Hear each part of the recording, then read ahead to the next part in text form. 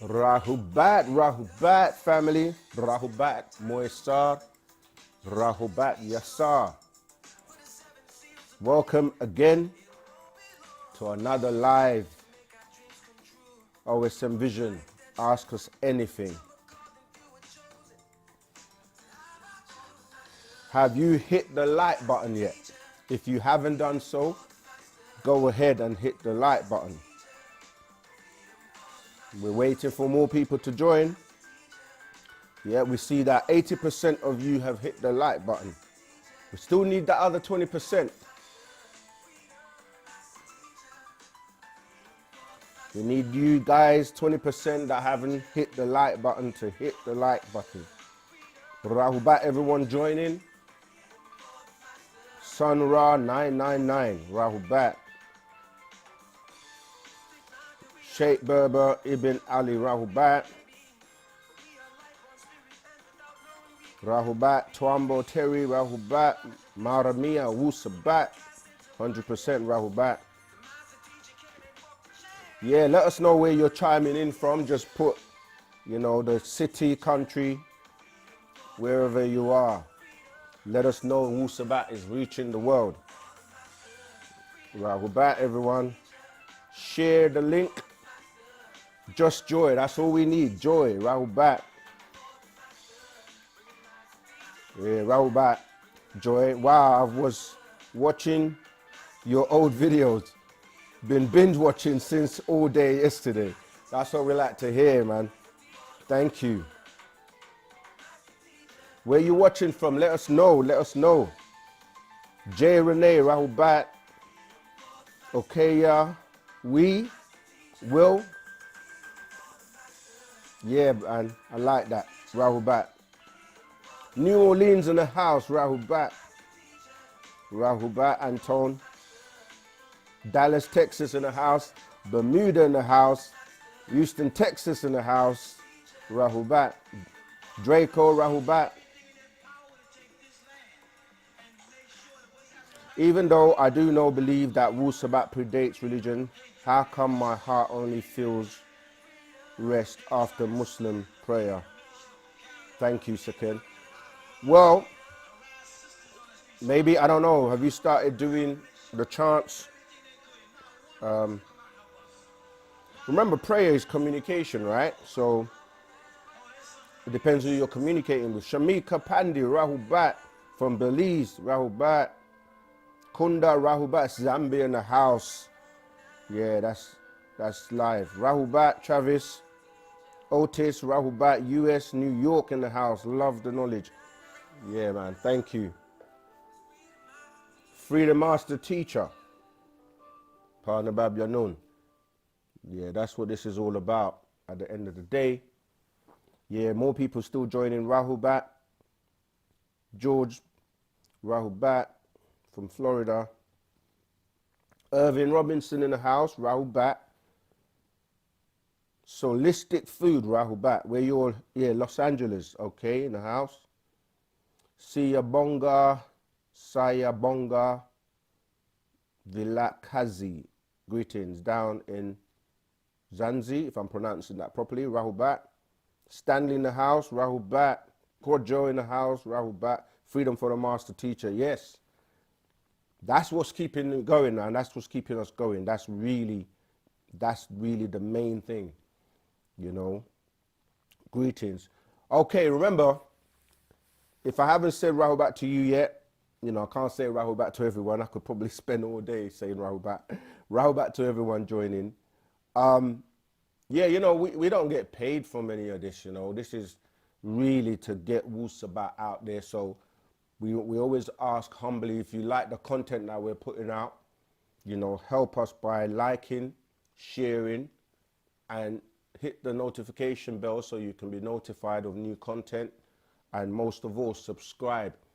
We got so much in store for you. We keep telling you that when we hit that 100,000 subscribers, we're nearly there. We're 95.5 now, I think. So we are gonna give you all these new things that we've got lined up for you once we hit that to celebrate. So, we're looking forward to that. The Real Road 369, Rahubat, Yvonne, Rahubat. Who else is new? Virgin Island, Rahubat, Marion Evans, Rahubat. Yeah, let's remind you that Ask Us Anything is based on Wu-Sabat.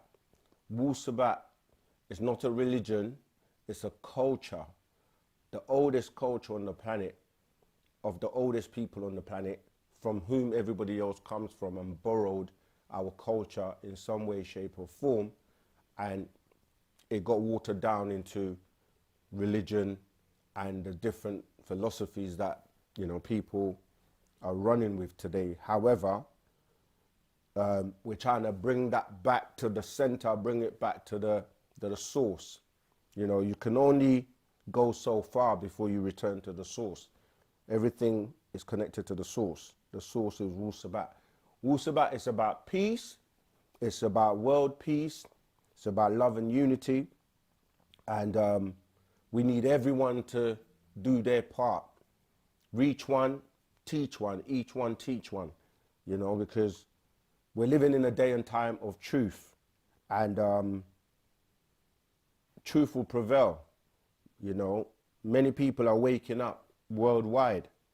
So, you know, you can help us by watching the videos, sharing them, subscribing, liking. That helps the algorithm and that helps us to put out more content. And of course, if you feel it in your heart and you know that we're working for you so hard and you want to donate and support us in any way with whatever, you know, we're very, very appreciative of that. So please do so if you can. Okay, let's see if we can get into the questions. Remember, you can call in live as well.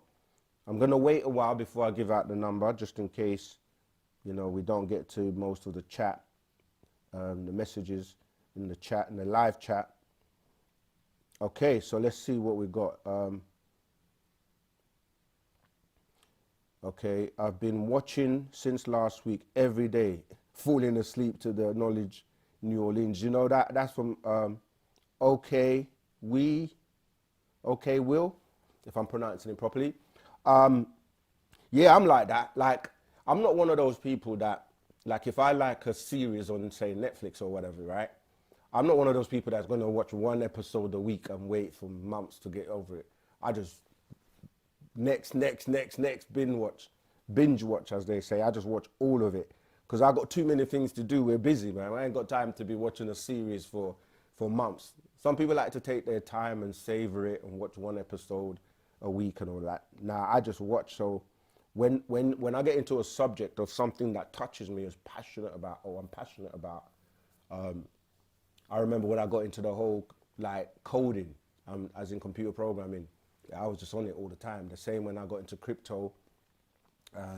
Yeah, there's certain subjects that you get into that are just so, like, they touch you to a point where you just study or get into it, you know. So I can relate to what you're saying, watching all day, all night. Right, let's see what we got. Mississippi in the house too, wow. Leonard Clark, welcome. Shamika, Rahubat. Yeah, so you've been watching all week, that's great. Who are the 5%ers and what did Malcolm X learn when he went to Mecca? That's from Irvin Robinson. Yeah, the 5%ers are an offshoot off of the Nation of Islam. So you know the Nation of Islam, once the Honorable Elijah Muhammad crossed over or passed away, many people went in different directions. And this is what normally happens with many organizations, even, you know, with the religious organizations, you know. Normally when somebody that is the founder passes, people want to, you know, they may have squabbles, infighting, disagreements, and they want to go off in a direction. This is what happened with Christianity, with people that didn't believe that, you know, the Sabbath should be on a Saturday. Some said it should be on a Sunday. So you get splinter groups. You get people that protested against certain things. They became the Protestants. You got people that wanted to remain to the original Catholic or Catholicism, and they, you know, and then you just get all splinter groups. it happens even within many of our organizations, like the Nation of Islam. So the 5%ers are an offshoot of Nation, and they basically call themselves gods and goddesses. But the thing about it, if you really think about it, it's important with the names as well. When you have a name, somebody's name normally means something and it has an origin, and it's like, why would you call yourself 5%? So that means the 95% are more. But, their doctrine, so that's who they are. And in terms of what happened to Malcolm when he went to Mecca, he came back not being as militant, and, he kind of started to become a little bit more, his message changed. It was more about, everyone should come together, everyone peace, love, and all that. Whereas before that, he had that very by any means necessary kind of talk. And in a way, he kind of became more passive when he went to Mecca and came back. So when you say, what did Malcolm X learn when he went to Mecca? He kind of learned, or was given the impression that, which is supposed to be the case in terms of all Muslims are supposed to be brothers and there shouldn't be any racism and so on and so forth, but that's not actually the case. So it was a bit of a contradiction. But he came back teaching a different message of brotherly love and everyone should come together. But till this day, there are still divisions and differences and racism in Islam. So, okay, let's keep going. Greetings down. I got that ready. All right, let's see.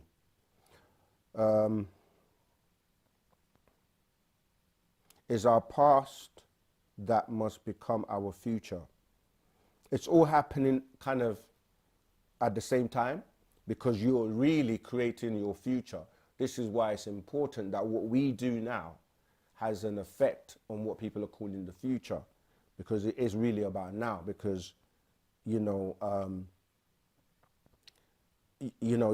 to build something, like you have to have the blueprint, or we say black print, and then you manifest that, you bring that to life by doing what's necessary to make it happen.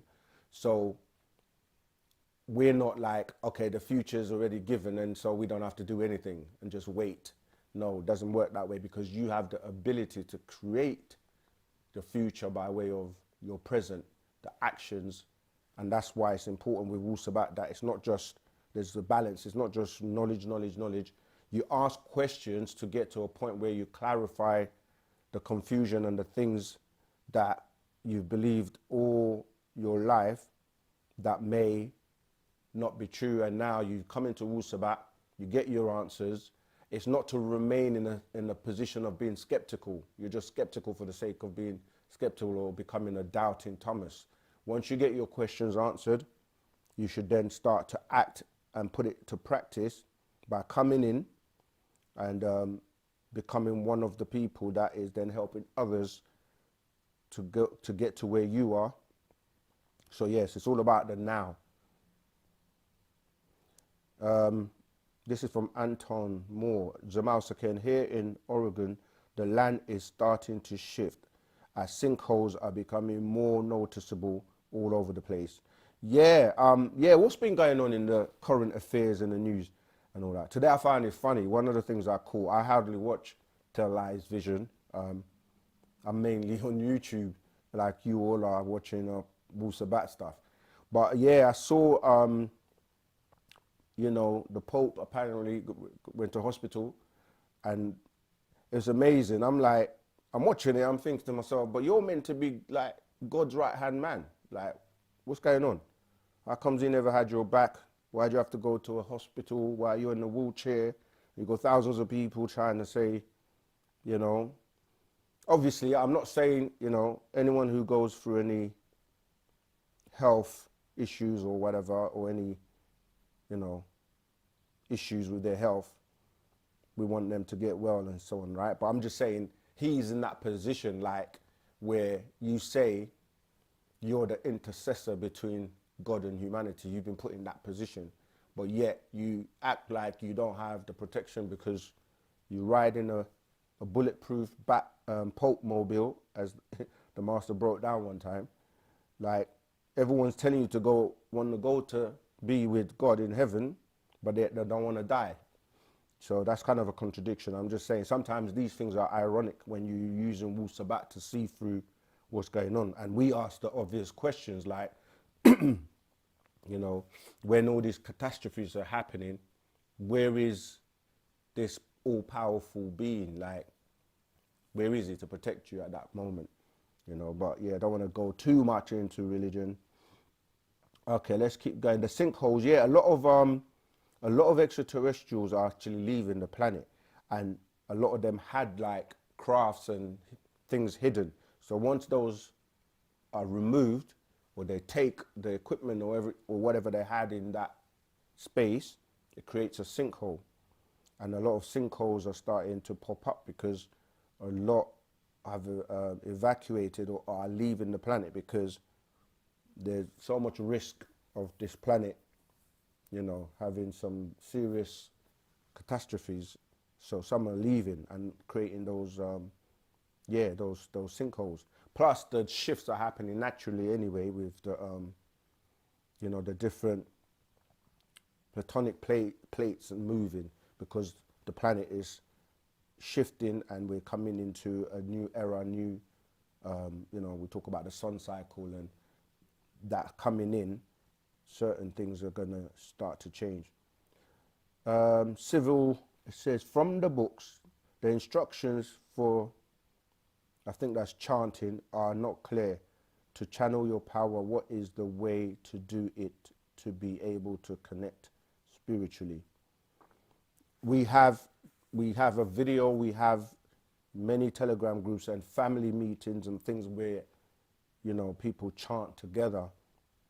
The intentions are also important. So if you want to learn to chant properly, then that's what we're saying. It's not about staying on the outside and just trying to do it yourself, although it is very powerful by yourself. It's actually better in togetherness and congregations and coming together because you generate more energy and you know, you're more powerful together. So I don't know what instructions you're referring to, but if you're not in the Telegram group, join the Telegram group because the videos are posted in there as well of how to do it properly. Okay, we don't have any adverts, right, on this live stream. So, you know, the best thing you can do to help us is to hit the like button and share it to friends and family. That will help us tremendously.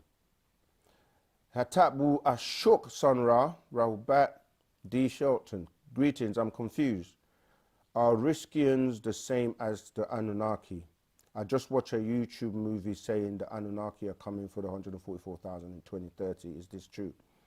All right, so information comes from outformation and it's constantly changing.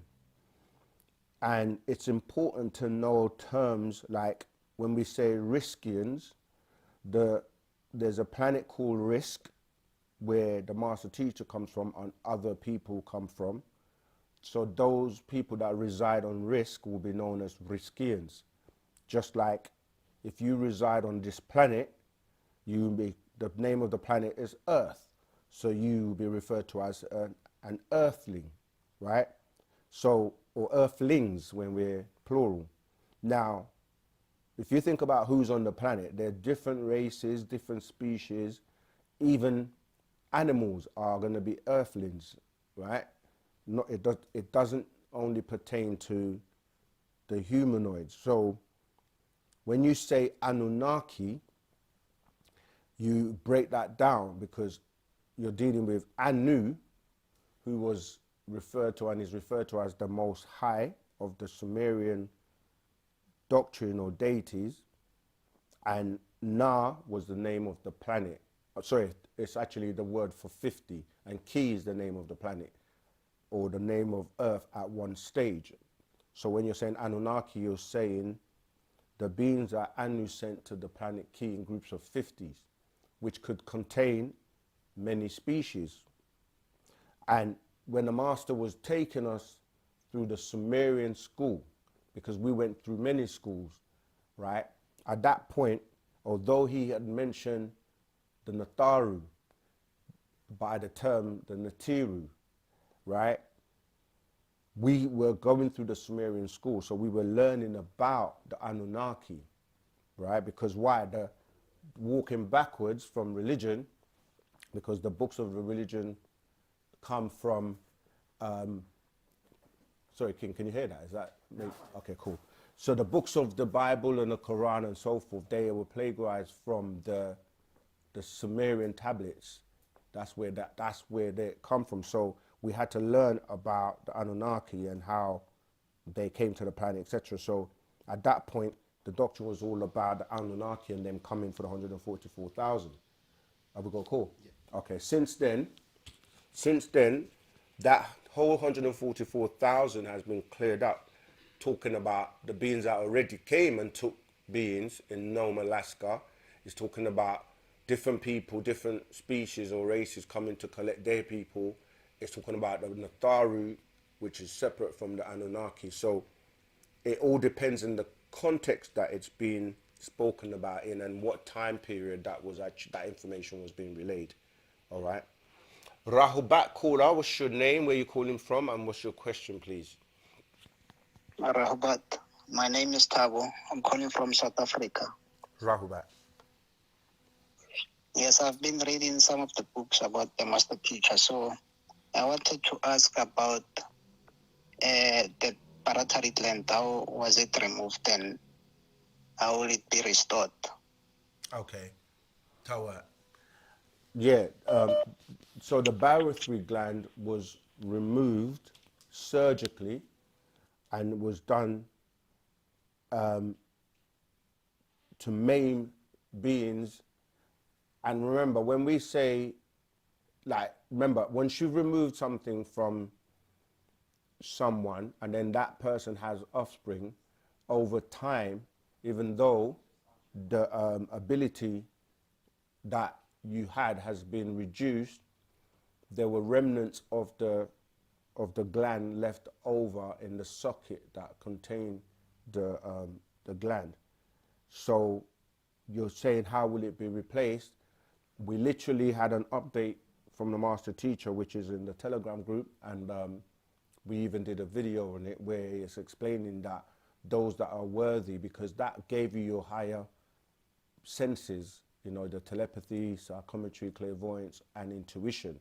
So once it's replaced, it will be replaced in the submental region, and it, you know, that connects to the area that activates the gland. All right, so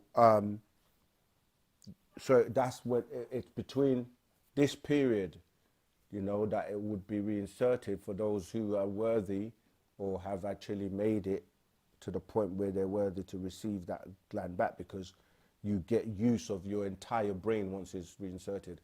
All right, we've got another call. Hey, greetings, Rahubat, as we say. What's your name, where you calling from, and what's your question, please? Hello, my name is Rahubat. I'm from Thailand, and how are you? Yes, I'm good, doing my best. Good. Good. Thank you. How are you? Thank you for teaching us. Very good. Thank you very much. Excellent. I have a question with 2 or 3 parts. Okay. The Messiah, when he was on earth, if he did, the demons were afraid of him. What did he know, and what caused him to have the authority for demons to be afraid of him? Okay. What's the other part? And what is there any teachings that you all have, or a scroll that could help any of us to get to that level on the long term? Okay. And the last one? I think that's it. Okay. Thank you. Right. So it's important when we say the Messiah, who are we talking about? Because religion gives you the impression that there's only been one Messiah. And most of the time, if you're coming from a religious background, especially Christianity, that becomes the person people refer to as Jesus. The word Messiah means anointed. And there were many people that were referred to as Messiah or Messiah types who were anointed, and by being anointed, it's a ritual or a ceremony that is performed, and that comes from ancient Egypt, okay, from the word karast, yeah, which became Christ. And so it's done with the crocodile, the oil from the crocodile was used in this, you know, this anointing. And anybody that is able to raise their vibration and have the knowledge, they can also warn off what you're calling demons, because demons and negative or disagreeable beings resonate with like-minded beings. So, you know, like if you start doing a lot of disagreeable or negative things, then your mindset is disagreeable and you're going to attract that energy. So anybody who is like applying Wu-Sabat and you're doing your chants and you're raising your vibration, you also can do that, because beings will not like to be in that type of environment. This is why, you know, you can go somewhere and some people will not be able to stand what we call your light or your energy, basically, because you being in their presence, it's actually, it's like it affects them, you know, just like you are affected by disagreeable or negative energy that comes into your presence if you're not feeling that vibration, yeah. And in terms of how would you learn about this, we have many books that cover the basics from, you know, like the birth of religion, black magic, white magic. We go into many titles that will give you the knowledge. And you know, even the Bible and the Quran and the religious books tell you seek knowledge from cradle to grave, so you never stop learning. And in ancient Egypt, which was the place that had the most profound knowledge, this is why everybody was going to Egypt to be taught, and they were being taught. The pyramids were used as one of their objectives was to be used as schools to teach people. So they learned, you were able to be taught things like alchemy. This is what, you know, the missing years of who they call Jesus, he was in Egypt being taught, and he learned alchemy. He learned, that's what he was doing by multiplying the loaves of bread and the fish and levitation, walking on water and all these kind of things. These are just sciences that once you understand and know how to do it, you can. And we're taught that through the orders, you know, the sacred orders of the ancient Egyptian order, and even prior to that, the ancient and mystical order of Melchizedek, you know. So even today, you can still learn that, you know, once you get into the orders, we have orders like the brotherhood, the sisterhood, and other orders that you can be initiated in, but you have to obviously do the work and prove yourself worthy. So I hope that's answered that question for you. Right, let's keep going.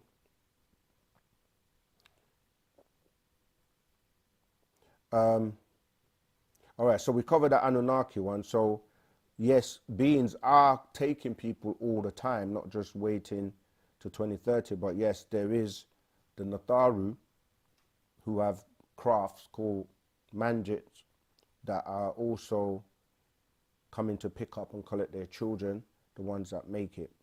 So you got Anunnaki, you got other races like, you know, Pleiadians and different people that, knowing that, you know, this planet could actually be destroyed, are preparing and picking up their children that are worthy.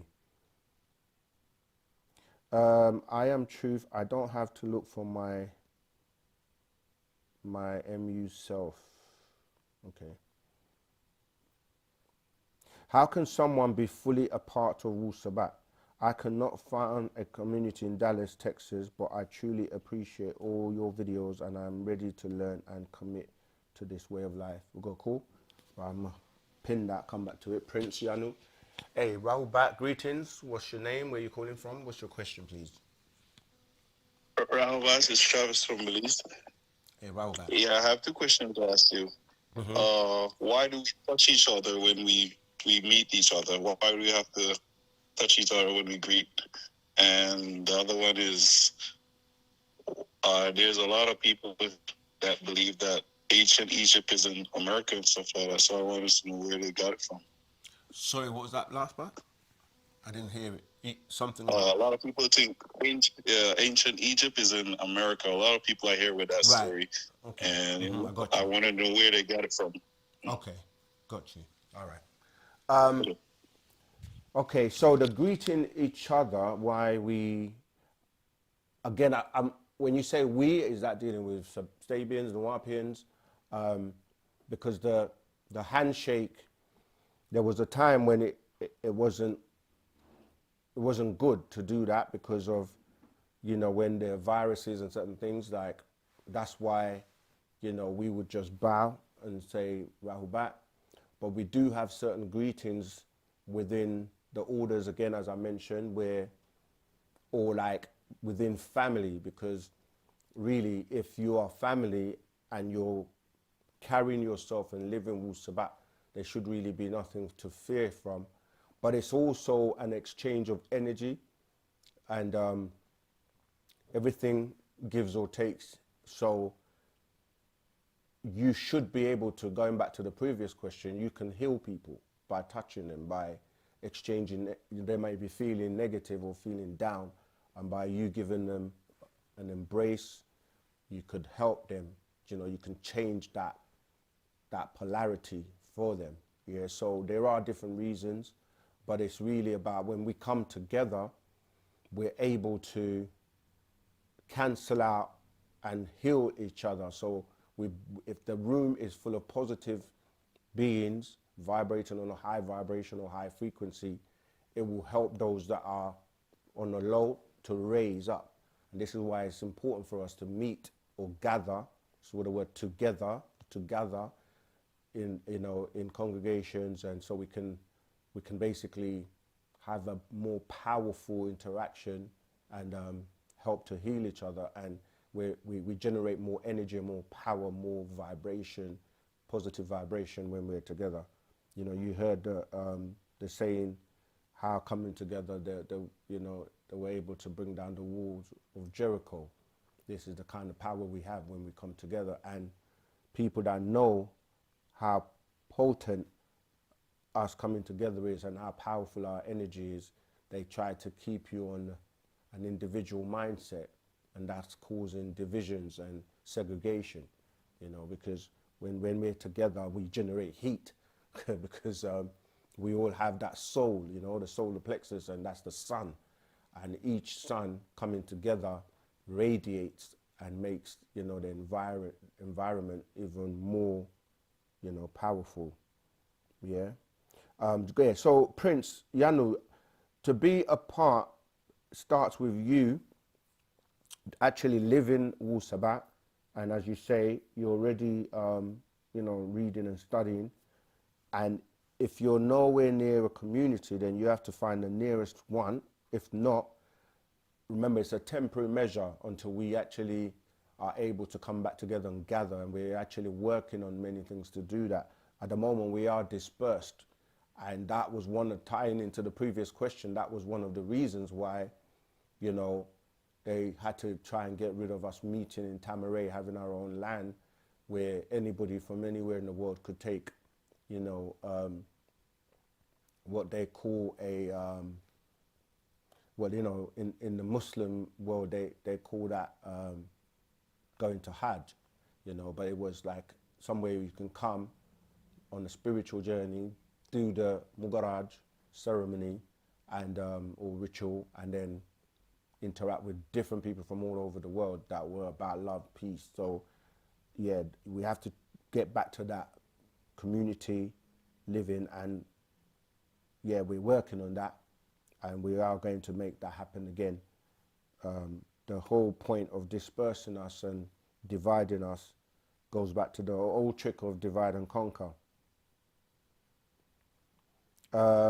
Scientific Allah, I don't know what happened to the tall whites. I'm not sure where that reference is coming from or what it's being referred to as the tall whites. Otis Big up to the Wu, not into religion, but need to know more my people culture. Yes. All right, cool. Comments. No. Evolve and elevate, like the name. Everyone is polarized by the system. Yeah, but that's, you can be, with a system, you have systems within systems. You know, like for example, if you take your body, you have different systems that are still working, even though they're working, it may appear separately, they're actually working together at the same time. So you have, you know, like your skeletal system, you have your nervous system, your digestive system, you know, your muscular system. There are many systems, the neuron system. So in any society, you can have circles within circles within circles, and this is why you're taught that you can be in the world but not of it, you see. But what happens is people get caught up and they forget who they are, and they start to act and behave and do things like others and not themselves. So yeah, it's about, you know, working your way out of that system, and that's what Wu-Sabat is here to do, to reignite you, to give you back the true knowledge. Travis had that question that pulled up. Yeah. It was why some people think ancient Egypt is America. Oh yes. Thank you for reminding me. Yeah, people think that why they think ancient Egypt's America is because America is actually built. If you look at, just take out your dollar bill and look at it, all the symbolism on it is all ancient Egypt. The pyramids, the Eye of Horus, and just everything is the history of Egypt. Now, the landmass was once all together before the continental drift and before it got divided. So the people that were indigenous to America are actually the same people that were indigenous to what you're calling Africa today. And you can do DNA by DNA, and that's when the whole land was called Ganawa, right? That's the original name for Africa. So, and Egypt is in Africa, although today a lot of people, when they think about Egypt, because it's been Arabicized, people think about it as, when people say our country, because again, I watched a video about that, what's that guy called, The Beast? Mr. Beast, yeah, he did a video where him and his crew were able to hire out the whole of Egypt for a period of time. I don't know if it was like a week, 100 hours, yeah. So that already shows you that it's been desecrated and it's now commercialized for someone to be able to hire the whole of Egypt for 100 hours, and every day they were trying to do something like go into the pyramids, go to the places that have never been, the chambers that have never been before, climb up to the top of it. They were just doing all kinds of stuff, and they were asking about how the pyramids were built. In fact, look out for our video coming out about the pyramids, right? So he was like, yeah, we built the pyramids. There was no extraterrestrials. And when he said we, he's talking about the Arabs that are now occupying what you're calling Egypt today. And everything never goes beyond 5,000 years. It was like, 4,300 years ago. They tried to, that's because it's all got to fit in with the 6,000 years of the Adamites. Even when we went on tour and we went to Egypt, you know, we had knowledge of things that the tour guides were trying to tell you different. Everything was within 6,000 years because of the 6,000 years Adamites. So when you're saying we built the pyramid, they don't tell you who the we is. And then when they dismiss the extraterrestrials, very obvious things like, okay, how did the pyramids line up with the belt of Orion? How did they have the knowledge to make it so precise? There's so many gaps, but it was all like entertainment, it's a joke, and it's all kind of like, so I'm saying that to say that when the land was all together, ancient Egypt was the center, and that's where everybody went to learn. Even Europeans that would always quote Greeks, and they say Greeks when they talk about, you know, intelligence or civilization, they always go to the Greeks. But when you do further research, all the Greeks went to Egypt to learn. I'm talking about all the, like, your Socrates, Plato, Aristotle, Pythagoras, all the people that are recognized for being great, Alexander the Great, deceiver, all of them went to Egypt to learn. So Egypt is where all the knowledge was at. The, you know, the great library of Alexandria, that's where it was. So Egypt was that center, and the people just migrated in different directions and went to America, became the Olmecs, and then other beings came and mixed with them, like, you know, the Chinese with the Husheng dynasty, and then that mixture with the Olmecs produced what people are called Native Americans, and now that's even got more watered down to becoming American Indians. And then the Europeans came from, obviously, Europe, settlers, and they started to, like, you know, with the Christopher Columbus and all of that. So that's why some people look at and talk about America as being Egypt, because it's really the same people, yeah? And today, you're given the label American or African American, or, you know, it's like, that still should tell you that the roots and the DNA comes from Africa. And the America, you can go into the history of that, from the Emirs and the Incas that came together. That's where you get the word American. But it was called different names. Like, you had South America, and you had, you know, North America, which was known as a Mexican, and Atlan or Atlas, which became the word Atlantis, because it was originally Utla, and Utla meant to vacate. So there people would literally walk over. And this is where, you know, you had the rubber tree, and this is how they made you know, what they call football today. So yeah, they're the same people, and this is why generations that then were bred in America, they say we're not African, because they only go in, my great-great-grandma was in America, my grandma was in America, I was born in America, I'm not from Africa. But that's true in terms of the location, but you're not a location. You are your DNA. So the DNA ties back into Africa, and you can look at, with the continental drift, the two sides will have the same trees along the different coasts, the same minerals, the same, you know, fossils and things like that, that you can prove that it was once together. So I hope that's answered that question.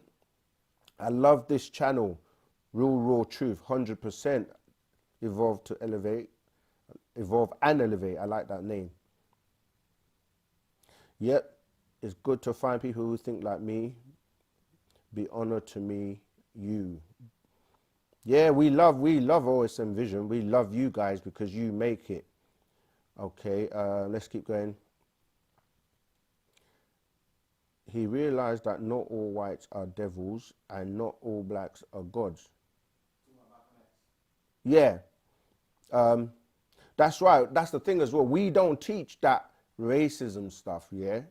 We don't. That's why if you go on our official website, UnitedSabiansWorldwide.com, you always see us having the phrase, no one wins the race in racism. This is what the master teacher has taught. And because there's so much mixing today, it's not about the color of your skin.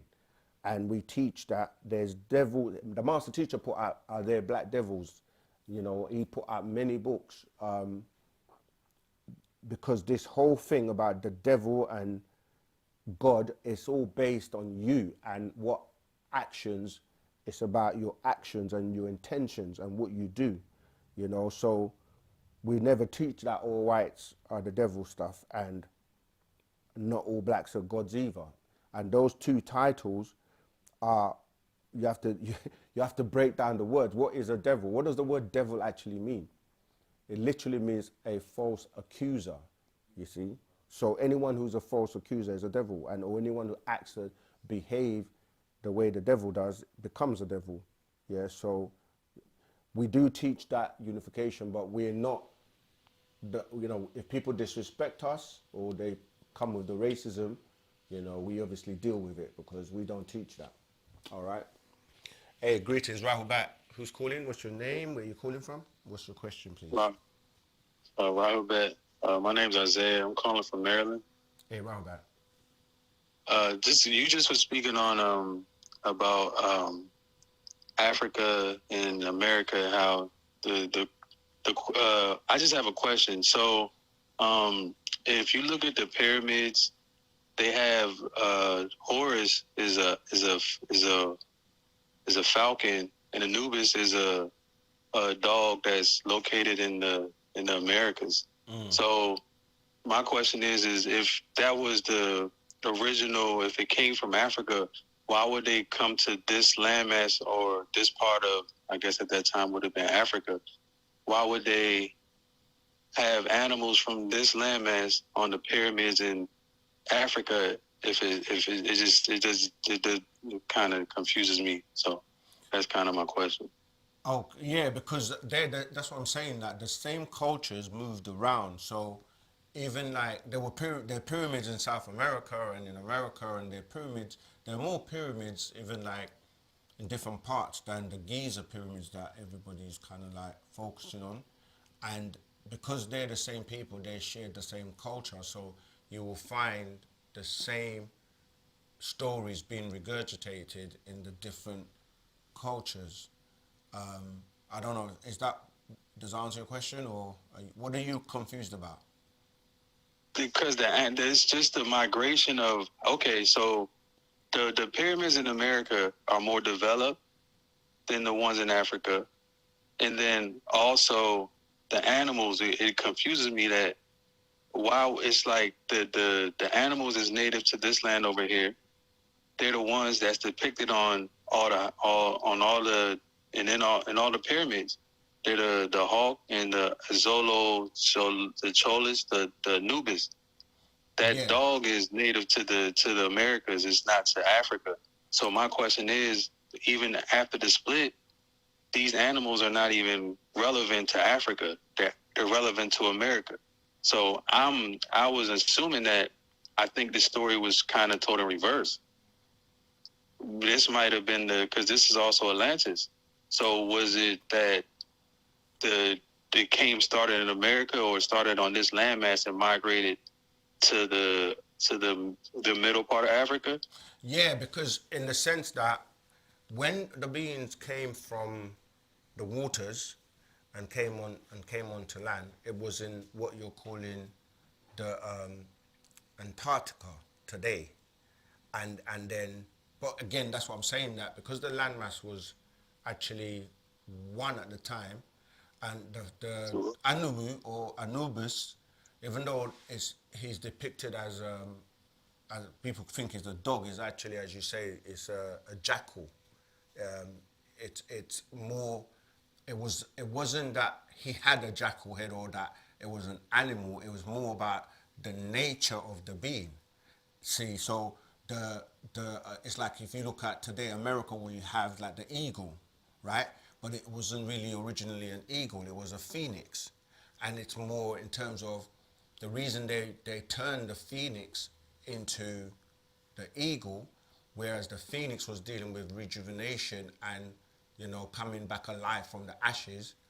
The eagle is chosen because it's supposed to be, you know, the prey, and from high altitude it has an aerial view, and you know, that's what I'm saying, that if you look at the nature of what America, as in the colonizers, did, their nature is more of a destructive one. So it's not so much as the animals relating to the actually physical animal where it's from. It's more about the nature of the person, because Anubis was over the funeral rites in terms of being guided. When you look at like the story of how when you go through the underworld, this also got obviously into the Sumerian doctrine, where he's there to guide you through the transition from this world to the next world or the afterlife, and he became known as the angel of death, because of the fact that when you're crossing over, you needed to know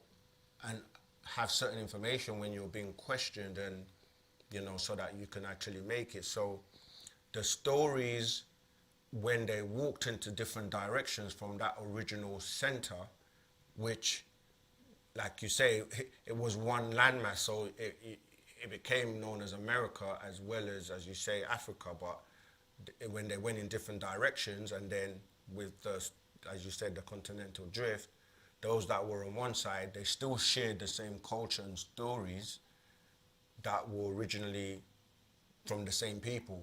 And even like some people think that the Sumerian predate the Egyptians when it's not actually true, because they've found more artifacts in Sumeria that are Egyptian, that predate Sumeria. So yeah, I can see why, you know, people may get confused because they're thinking they're two separate, but the same people migrated into different directions with the same culture and the same stories. Does that help? Yeah, I get it. All right. Tawa. Okay. Let me carry on with the chat. Please, what is the difference between a Sabian and a Nuwaupian? Forgive my spelling. Thank you. That's from Dorinda. All right. The easy and simple answer is that there isn't a difference. The thing is, these names are titles, right? And we as a people have been called all sorts of names and titles, which are normally description of an action or a location. And so then when somebody picks up a name like Sabian and then tries to research that name, you may then come across, you know, like beings that are calling themselves Sabians today, but they're not the original, they're not the original Sabians, because people will say that goes to the, people will say that goes to the people from Yemen and those Ottoman and, you know, that type of Sabian. But when we say Sabian, we're going just like the whole thing about Egypt. People will say Egypt, Egyptians, and then they will think about a particular group of people in recent times and deal with maybe the dynasties, but they don't go pre-dynastic to when we weren't referring to ourselves as Egyptians. So with Sabian is the same thing. We go pre that to the stars and deal with Saba, as in the stars, or in our language we will say Sabatat or Saba, right? Which ties into the whole Orion and what we call Sirius star constellations. We say Sabatat or Wu-Sabat, yeah, Sabah. So that's where we would go to. But then in later times, those people, as I said, in Yemen and all of that, they then tie in. It's just like today, when you say Egyptians, when we say we're Egyptians, that's why we have to say the original Egyptian, right? Because if you go to Egypt today, you're looking at the Arabs, where the word Arabs come from, which was the mixture between Hagar, right? Hagar being an Egyptian, which was one of Abraham's wives, and they had a child called Ishmael. And it's through that Ishmael that the mixture comes in, and you get the Arabs, because that Arab comes from the Arabia, or the wanderer, those who were moving around. But today, when you say Egyptians, it's almost like if they actually find it offensive or try to claim Egypt as being theirs. They said that they built the pyramids, etc., etc.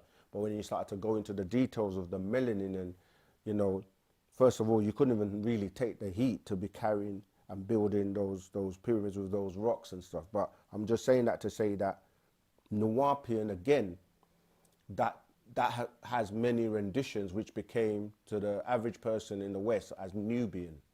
But it was, you know, Nuwaupian, from there you got the word Nubons, right? These are the same Nubons, spelled Nubuns or Nuwbuns, and these are those Nubons that walked over to America, which we're calling, you know, South America, North America, and became those Olmecs with the big lips, big nose. You can see the features, right? And so they're the same Sabians of the old, going back to those beings that came from the stars, tying back to the Orion and the Sirius star constellation, where our ancestors came from, that DNA came from there to seed the planet. Then later on, you have different people that adopt the name. It's the same as the Nuwaupian and the Sabian are the same people. Sabians or Sabians, Saba, yeah, we're tying back to Sabatat, as I said. So yeah, the same people. It's just like, okay, today it's like we keep getting divided, and the master, Dr. Malachi Z, put out an actual fact called who you are and not what you accept. It's like today you look at the same people that are from Africa, or we say Africa, but Ghana, while there are many names for Africa. You know, people say don't use Africa because it comes from Africanus, which ties into the Greeks and so on and so forth. But it also ties into the Arab with the word Afrikia from the word Faraka, which goes into how the Europeans and the Arab divided up Africa and carved it up. You look at the Berlin Conference because it was based on the minerals and resources, and they divided it up for themselves, etc., right? But what we're saying is that today you can look at somebody and they will say, I'm Jamaican, or I'm Haitian, or I'm, you know, from Ghana, I'm from Nigeria, but it's the same people, but they've adopted different names and looking at each other as if they're different when they're actually one people, you see. So it's not really about just the names and the titles, it's about who you are. That's why the best way now that the scientific world tries to classify races is by, you know, the root races, where they will loosely say African would be the Homo naledi or the Homo habilis, right? That's all the African stock, no matter where you are or what type of label or title you've taken on board.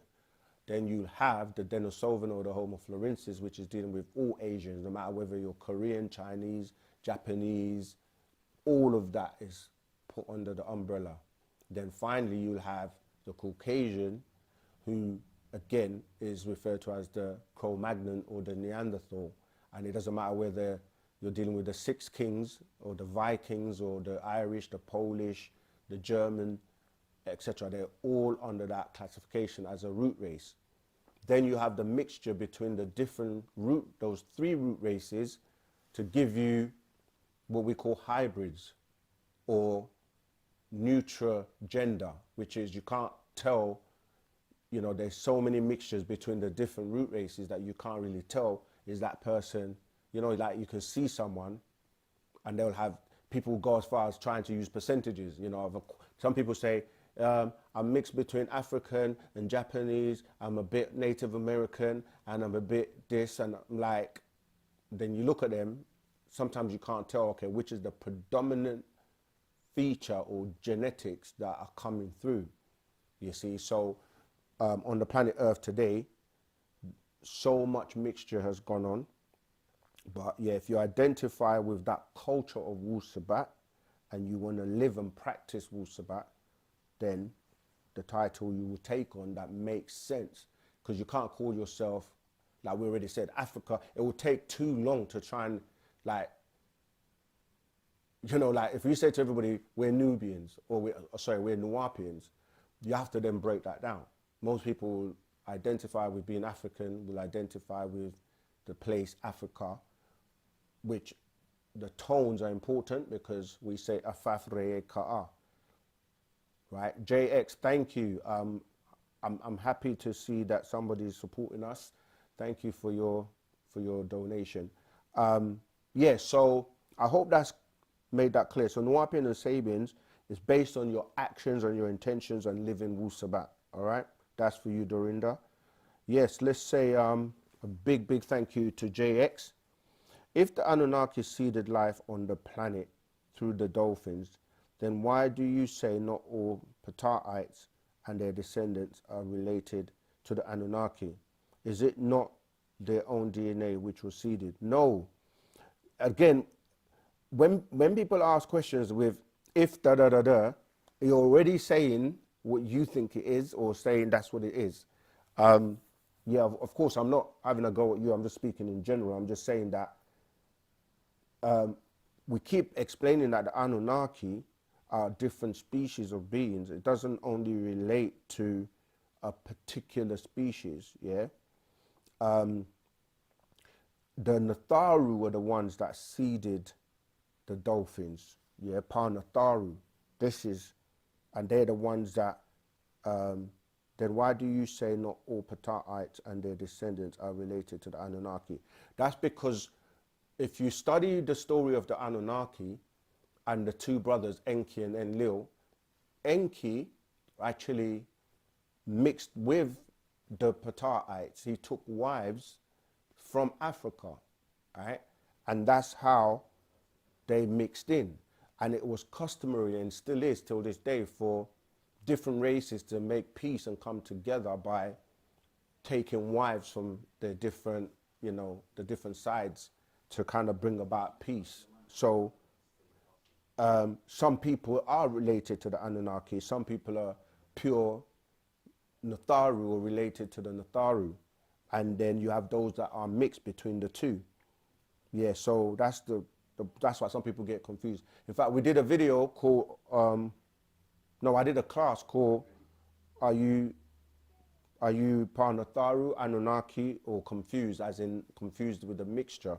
That will help you to answer that, because we read and went through the whole master secret called Part Anunnaki and the biblical, I can't remember the full title, but Biblical Quranic race? that's the one. Biblical and Quranic race. So that will help you. Right, we've got another caller. Rahul Bat, what's your name? Where you calling from, and what's your question, please? How you doing, Glenn? It's Essence again. Hey. From Georgia. I wanted to ask you if you could, a little bit ago, you said something about the extraterrestrial beings that are like taking people that they find worthy or something. I couldn't really hear what you said, but if you could please go over that, and also elaborate on who is Elohim, and does he belong to the Anunnaki? Okay, got you. All right. Yeah, so see, Elohim is just a title and a term that is used to describe these same beings that people are calling Anunnaki. It's just that that's coming from the Hebrew in terms of when you're reading the Bible and you have different names that are being used throughout. So you'll have El, right, which will be the being that's over the Elohim, right? So one person is referred to singularly as Elo, E-L-O-H, and Elohim is the plural where it's more than one being, and the person that's over that group of people will be referred to as El, right? Who is like if you had in a workplace, you might have a team, and then you have a manager that's over that team. So the Elohim is just another term referring to these beings that came from, from the skies down here as Anunnaki. Some will refer to them as the Nataru. Some cultures refer to them as the Anutu, the Ilus. There are many names: seraphim and cherubim, angels. These are all terms describing these beings that came here.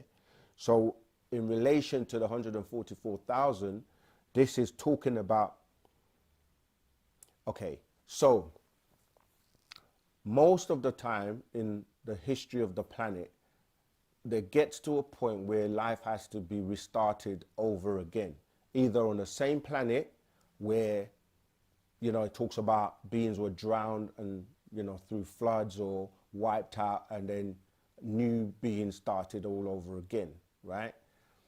When the planet has got to a point, or certain situations have got to a point where the Nataru or the elders decide that, or even just through like the sun collapsing, when that sun that provides the life, the source of power and life on the planet, when that goes, because suns are fuel, right?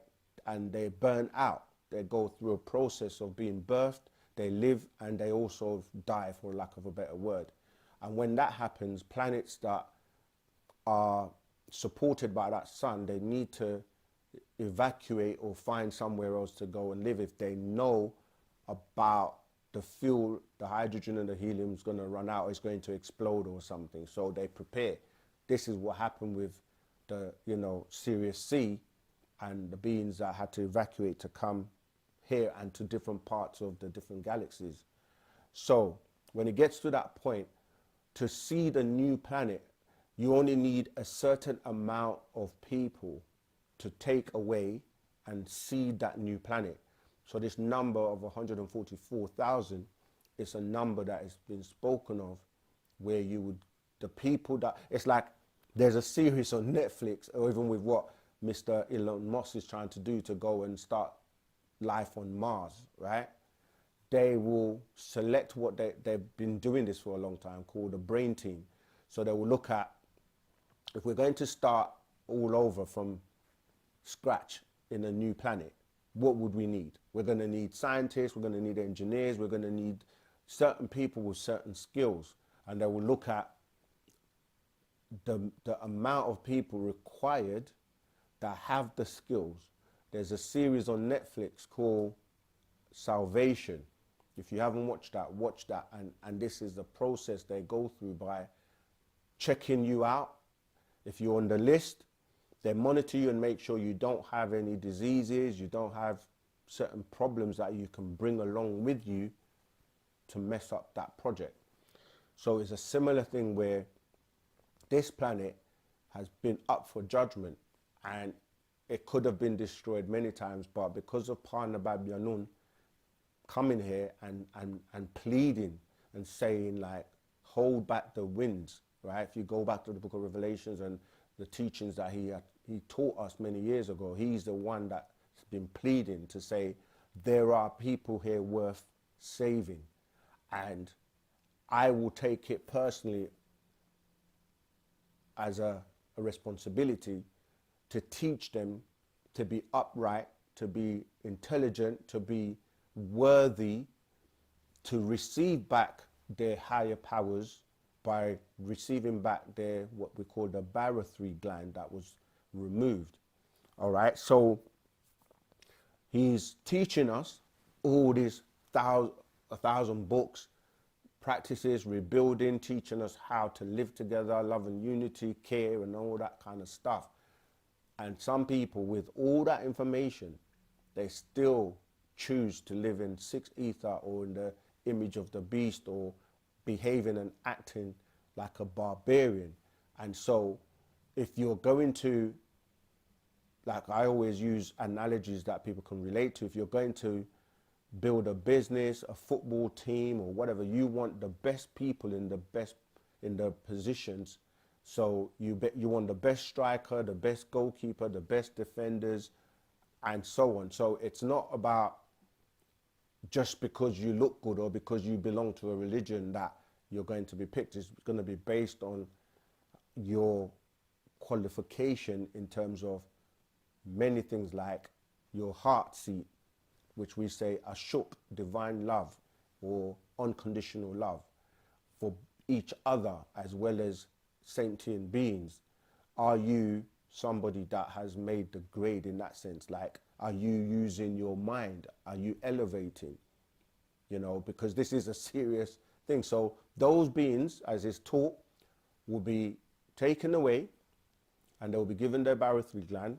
The update that we gave quite recently he explains that those beings will be taken to a specific laboratory, and it was in the Antarctic, and they will get the operation done and they will receive their gland and in preparation to be taken away and may come back to save the planet. It all depends. I mean, things change all the time in terms of they have to make decisions based on the circumstances on the planet. So yes, that 144,000 is those beings that, you know, they would have, I can't think of a better word than made the grade. And that's transforming you from mortal to God, as he put it, you know, because mortals will die, only gods will survive, because you have to transform back. When I say God, I'm using that term loosely, even though it tells you in the religious books that you are God. And to be godlike is to be and live and do the things that these higher intelligent beings, like the part Nataru were doing. This is what you're being taught by way of the scrolls and by way of Wu-Sabat. So I hope that's answered that question. Okay, let's keep going. So yeah, I hope I answered that question for Jay as well. Thanks for the donation again. Duan Mutef Atumre, those who know don't talk, and those who talk don't know a thing. God love us, hood niggas. Free Dr. Malachi Z. York. Yes, that's it. Free Dr. York. That's all we really have to put our energy and efforts and everything into, and that will definitely change everything. The dolphins are actually known as the Nomo. Actually, it's funny, we actually did a video today that's going to explain the Nomo. So the Nomos, which is really talking about, it's not talking about the dolphins, it's talking about a being called Nomo, right? Nomo is singular, Nomos is plural, and these are the rays that came and they were in the waters, and you know, it ties into the Dagon, which ties into that mitai, if I'm pronouncing that, the hat that the Pope wears, which is shaped like a fish, because it goes back to the Dogons in Mali and about them knowing about Nomo arriving and in the water, and those being the Nomos coming out from the water and teaching them and going back into the waters, all right? At which age should you begin watching and learning Wu-Sabat? As soon as you arrive. Because the tones, vibrations, and frequencies are still received by even babies. So you should be chanting and teaching them Wu-Sabat from birth. And obviously, as they get in, you know, older, you can then introduce them and teach them what you have learned. It's important for the parents to be in Wu-Sabat so that they can pass that on to their offspring as soon as they arrive, because if not, they get caught up in other things that are going to take them on the wrong path.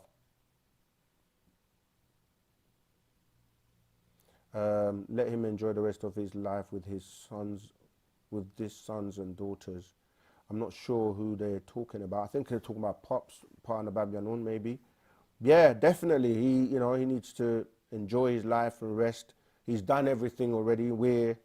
We are the new supreme beings that are supposed to be taking all that he's given and taught us and taking it further and basically building and doing all the things that we're supposed to be doing. So I agree with that. Truth is truth. Sawab, kawun sawab. True. Okay, any more questions? Duamutef Atunre, which will free the planet from much pain, stress, hate, fear, and fog in the atmosphere? Okay, I think that's a conversation going on. Yeah, that's actually interesting, Joel Barnes. Yeah, the truth. I don't know if you all saw the whole Super Bowl with Kendrick Lamar and all that. Kendrick Lamar. Yeah, in terms of the truth, it's more disturbing than the lie.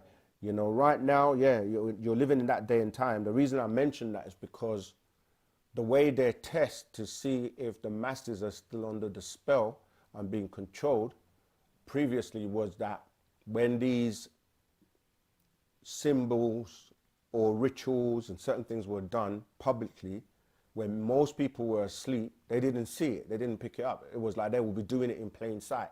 But now, anything they do, everyone picks it up. So they obviously now concerned that they're awake, they can see, people are just breaking down and deciphering all the rituals as soon as anybody does anything. You know, it's on camera, it's on TikTok, it's on all the social media. So for them, they can't really pull the wool over your eyes yet unless you're really still asleep. And with the help of Wu-Sabat, we're waking up everyone, and so you can actually start to use your real eyes and realize the game that's being played, the subliminal messages. So yeah, the age of Aquarius is the time for truth and no more lies, because now everything is Everything is being exposed. Okay, let's keep going. My question, Virgin Island. My question, where does the so-called black brown people get their height from, meaning 6 feet on? Yeah, that's because of the mixture, as I was explaining before, that originally on the planet, the first beings, these Pataites, were small people, and they actually eventually started to be insultingly called the pygmies. But that pygmy is referring to those small people who were the Pataites. The female were 4 feet 5 inches, and the males were the opposite, 5 feet 4 inches. And up until the point where these beings called, they refer to them in the Bible as the Nephilims, or those who fell from the word Naphala, right? These beings that were cast down here, and then they came and they tell you in, you know, Genesis 6:4 that they basically went in onto these daughters of men. Putting it lightly, it's basically they raped them and produced offspring. Because they were very tall, this is how you started to get the tall people and the mixture in height. And then other extraterrestrials that are different heights as well came here and started to, you know, produce offspring or carry out many experiments utilizing those original beings' DNA. And many extraterrestrials used to come to this planet to literally create beings to show off their creation. And in many of those experiments, you had a lot of deformities, or where the experiments went wrong. So this is how you have, funnily today, all the questions we're getting, we literally look out for the video. We've just done a video that's covering the different types of extraterrestrials, like how the offspring on the planet have got their DNA on their genetics from some of these extraterrestrial beings. So, you know, like the hirsutism, which is where you have hair all over your body, that ties into the shaggy beings and ties into the Duanis. Then you have those beings that are, you know, overweight. I'm talking about massively overweight, known as the Deros. And you have people on the planet that relate to them, which is nothing to do with diet or how much food they're eating. Is the genetics, their genes are related. I'm not going to give you all the, you know what I mean, but look out for that video. But yeah, so that's why you've got the different heights on the planet, Virgin Island, and the sun interacts with DNA, absolutely. Robots don't get skin cancer, but they malfunction and they get viruses. All right. I'm trying to see if that's a question. Yeah, that's a discussion going on.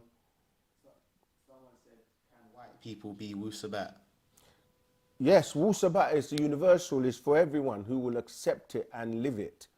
Of course, there are limitations in terms of, you know, certain aspects, like you are who you are. So, you know, but Wu-Sabat is for everyone. And we keep telling you there's no white people and there's no black people. They're just people with different DNA and genetic makeup.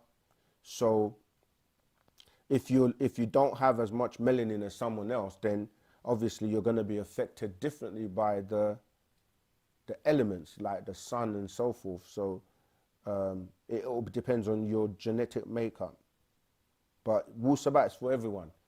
No one wins the race in racism, and as long as you accept and live by Wu-Sabat, it's for you. He says, oh, I thought it was the same one. Okay, let me check that out. Oh, that's JX again. Thanks for showing us so much love today. If you are a Nubian and mix with a Caucasian, will your seed fall to the 4 ether level and have no soul? Please elaborate on the consequences of using Nubians mixing with lower etheric beings. All right. See, again, in fact, the word Nubian is actually describing those beings that were mixed with the Arabs, right? Even though it got adopted, you know, in the West because, you know, Nubian was a hip way of saying or replacement of Africa, but it's really from the word newborn. So in terms of when you're saying the Nubian, that's actually talking about the mix. A Nubian's already mixed. This is why when you go to Egypt, you have the Nubians who are more caramel looking, and then you have, if you go to Aswan, you go into you see the darker shades, and of course you can go to Luxor, and then you go to Cairo, you're going to see more of the kind of desert Arabs looking. So depending on where you go in Egypt today, the original, you know, the dark ones will be, you know, into Aswan, and they've been pushed away more deep down into the, you know what I mean, the villages and so on. But to answer the question though, I know what you mean. If you say a Negroid or a Nagaru mixing with a Caucasian, it depends which one is male and which one is female. If the Nubian is the man or the male, then either way he's gonna lose one of his seats or his energy seats, because, you know, if the woman is a Caucasian, she's gonna draw that energy from him. But in terms of the ether, you're not dropping to full ether because you're dealing with a combination of a mix of a 9 ether being and a 6 ether being, you see. So the offspring is going to have both sides. So the offspring is either going to lean towards 9 ether or they're going to lean towards 6 ether, you know, based on their nature that they lean more towards in terms of which side is more predominantly the influence in their life. DNA wise, the dominant gene is going to be the 9 ether. So really that offspring is still 9 ether because the dominant genes are going to be 9 ether. But if they lean more towards this, you know, because you can have offspring that have both 9 ether and 6 ether, and they lean more to 6 ether, meaning that they don't associate with Negroid, they don't do Negroid things, you know, they might just be brought up with being around Caucasians or being around, you know, just like you'll see it. You can meet people that have that mixture, and you'll see the ones that act and behave more to the 9 ether or the Negroid side, and you can meet other offspring that it's like they more associate and lean towards the 6 ether side. So it's all about the offspring. And the soul, there are Caucasians, again, it depends on the person. There are Caucasians that have souls and those that don't because of the mixture. That's why we're saying it's not as simple today just to look at a person's complexion, because it's about going into like their DNA. But it's best obviously to keep within, to avoid the mixing, because then the children also can become bipolar, where they got two different extremes that they're fighting to either lean to this side or lean to that side, or there's a polarity where they're gonna confused between which side should they go. Should they eat hot sauce or not? Do they like, what type of music? Do they like rock music, or do they like more, you know, soul R&B music? And it can be an issue. So it's actually really best in terms of DNA and in terms of kind of like for the best outcome is really, we don't really encourage that mixture for the what would you call it, the legacy, the progeny of maintaining the, you know, the race as pure as possible. And even you know, certain Caucasians in high places, you know, they don't like to mix. They like to keep the bloodline within the bloodlines. All right. So, but we don't, if someone's with somebody or they love somebody or they're with that person, that's their business, and really that's their life. They have to deal with whatever consequences come with their choices. And that's why we say we stay out of people's bedrooms. So when you say, please elaborate on the consequences of using Nubians mixing with lower etheric beings, you lose or you drop down. and they gain if you are 9 and they're 6 because they're drawing from you, and it's vice versa as well. So if you, as a Nagaru woman, take on a Caucasian male, then you're going to lose because they're going to draw from you, you see. Yeah, so that's what we're dealing with when you're dealing with the etheric beings. All right, but it's best to keep as potent and as pure as possible. Okay, let's keep going. Oh, we got another donation. George Beaton. Okay, there's no question, but we want to show you some love for that. Thank you.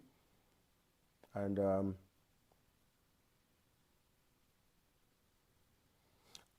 again, are the Riskians coming back for their children? Are they taking more than 144,000? Can LBGT be Wu-Sabat?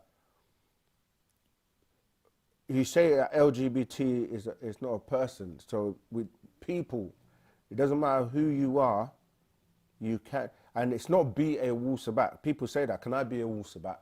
Wu-Sabat is the culture, and if you live the culture and you're one of a person practicing Wu-Sabat, then we're referred to as Musbatu or Sabians or Nuwaupian. So it's not, we don't really discriminate and go by letters and names like you've just said there, right? So the Riskians, it's only going to be 144,000 because it's based on the seat. It's like if you have a bus and it has a certain amount of seats, right?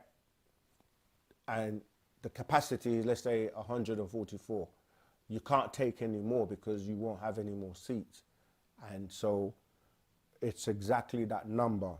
But the number also ties in symbolically to other things like 9 ether and the characteristics of the person being 9, as in adding the 1 plus 4 and the other 4, you get 9.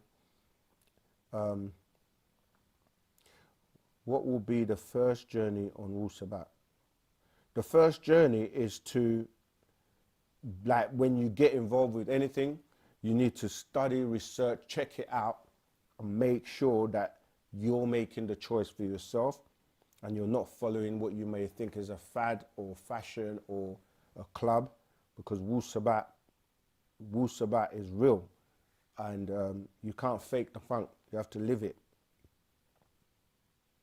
What is Wu-Sabat's view on skin bleaching, colorism? Obviously, that's some programming from what we call trying to live in the image of the beast, trying not to be yourself. We don't promote, and you know, because why would you bleach your skin? Why would you try to change yourself from who you really are? We say be who you are, and that's why I mentioned that actual fact called who you are, not what you accept. And we don't live in the image of the beast. And that image of the beast is not just about just the image, it's about how you live and the things that you do as well. So yeah, we don't really, we come in all shades of, you know, what you would call color, but and it's really the media and racism and people that are trying to promote you know, divisions and racism that kind of deal with this whole thing where, you know, they like lighter colored and lighter people, or trying to promote and push them over the darker skinned people. And this is all over in the industries, in, you know, all walks of life, because they try to teach you this whole thing about if you're black, stay back, and if you're white, you're all right. And we don't, you know, we don't play those games, because we deal with people as people based on their actions and how they live and treat you and respect you and so on. Rahul, when can the breath book be put back in stock? We got so many books that are in demand, and we're working on it. There's so much that goes on in the background in terms of help that is required to do many things, because we're trying to supply a planet full of 8 billion people. So the question is, we're working on it. I can't give you a date on time when it will be done. When it is, make sure you're in the Telegram group, the OSM Ask Us Anything Telegram group, OSM Vision, and stay in tune and subscribe, and then you will be alerted when anything is available. Are there any foods that we can use to get more melanin? Yes, there are. We sell a lot of herbs and things in the store. I can't think of one at the top of my head right now, but you know, you should be, it's not just the food as well, it's like your way of life, when you sleep, under what conditions do you sleep, etc. What is Wu-Sabat's view on Elon Musk and Twitter? I mean, that's very broad. We're staying in Wu-Sabat lane and focusing on Wu-Sabat. They're trying to do whatever they're doing, and trying to save and make America great again. The question, when was America great? No, I'm joking. But the reality is, like, it's actually funny because we did a video breaking down, it's not called Twitter anymore, it's called X. And X marks the spot. X is actually a 6 when you break down the real meaning with it and all that, what that means in terms of the morals and the way people are living in terms of XXX pornography and all that kind of stuff. So we're trying to focus on Wu-Sabat. We don't really want to get too involved with the politics, but you know, he obviously has got, there's controversial information going around about him taking money or getting money from the government to fund his projects. You know, the government have been giving him money for years in terms of funding projects for SpaceX, another X, SpaceX. His original company was XCOM.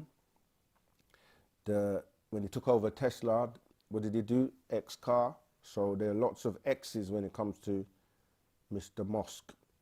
All right, JX again. You're showing us so much love today with your donations. We appreciate love you for that.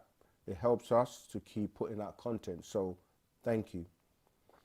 Would you recommend using gene therapy like CRISPR? That's a really good, to remove the non-negroid genes from our body, especially for our future kids. No, I wouldn't say, we wouldn't recommend that, because again, you're tampering and changing yourself. You can transform yourself with just your, you know, your mind is the most powerful thing you have. And this is where our ancestors, the Riskians, they've elevated to the point where they can manipulate their DNA, they can manipulate their genetics, and we can do that too. You just have to be taught and learn how to do it. If you can do something naturally, it's much better than to try and use any of these technologies and so forth. Hey, Rahubat, who's calling? Kaiser, how are you? Where are you calling from today? And what's your question? Hi, Sakem Rahubat. How are you doing? Doing my best, man. How are you? Brooklyn, New York. Yeah, Brooklyn, New York, where I'm born at, where I'm from. Okay. I'm well. Good. Yeah. Good. Yeah, man. So yeah, you basically were, did you watch the Kendrick Lamar Super Bowl halftime show? Yeah, I did. I actually watched it. I watched it live. Don't ask me why I was up at that time, being in the UK, but yeah. I actually did watch it live before. Yeah. Yeah. Oh. How did you like the show? How did you like the performance? Yeah, you know, every time there's a Super Bowl, there's always something that, you know, people look forward to, what they're gonna do this time with the half time and stuff. So I was let me watch it and see what they're gonna come with this time. And it was, the performance was good. I'm not really into the whole rap thing, but I mean, listening to his stuff is, you know, he's got some good beats, and I think it was good. But obviously dissecting it was even more more important. Yeah. So yeah, I watched your live on some channel. It was like an African channel. I was in the comments. I was saying, you're saying exactly what I was saying. Right. Like about how it's a PlayStation controller on the stage. Can you break it down a little bit for everybody that's listening, including me? I would like you to, maybe do a short clip or something, like really break it down. Because there's a lot of, like Samuel Jackson, his name is Sam, and he's Uncle Sam. That's right. Yes. So much interesting. And I prefer Kendrick Lamar.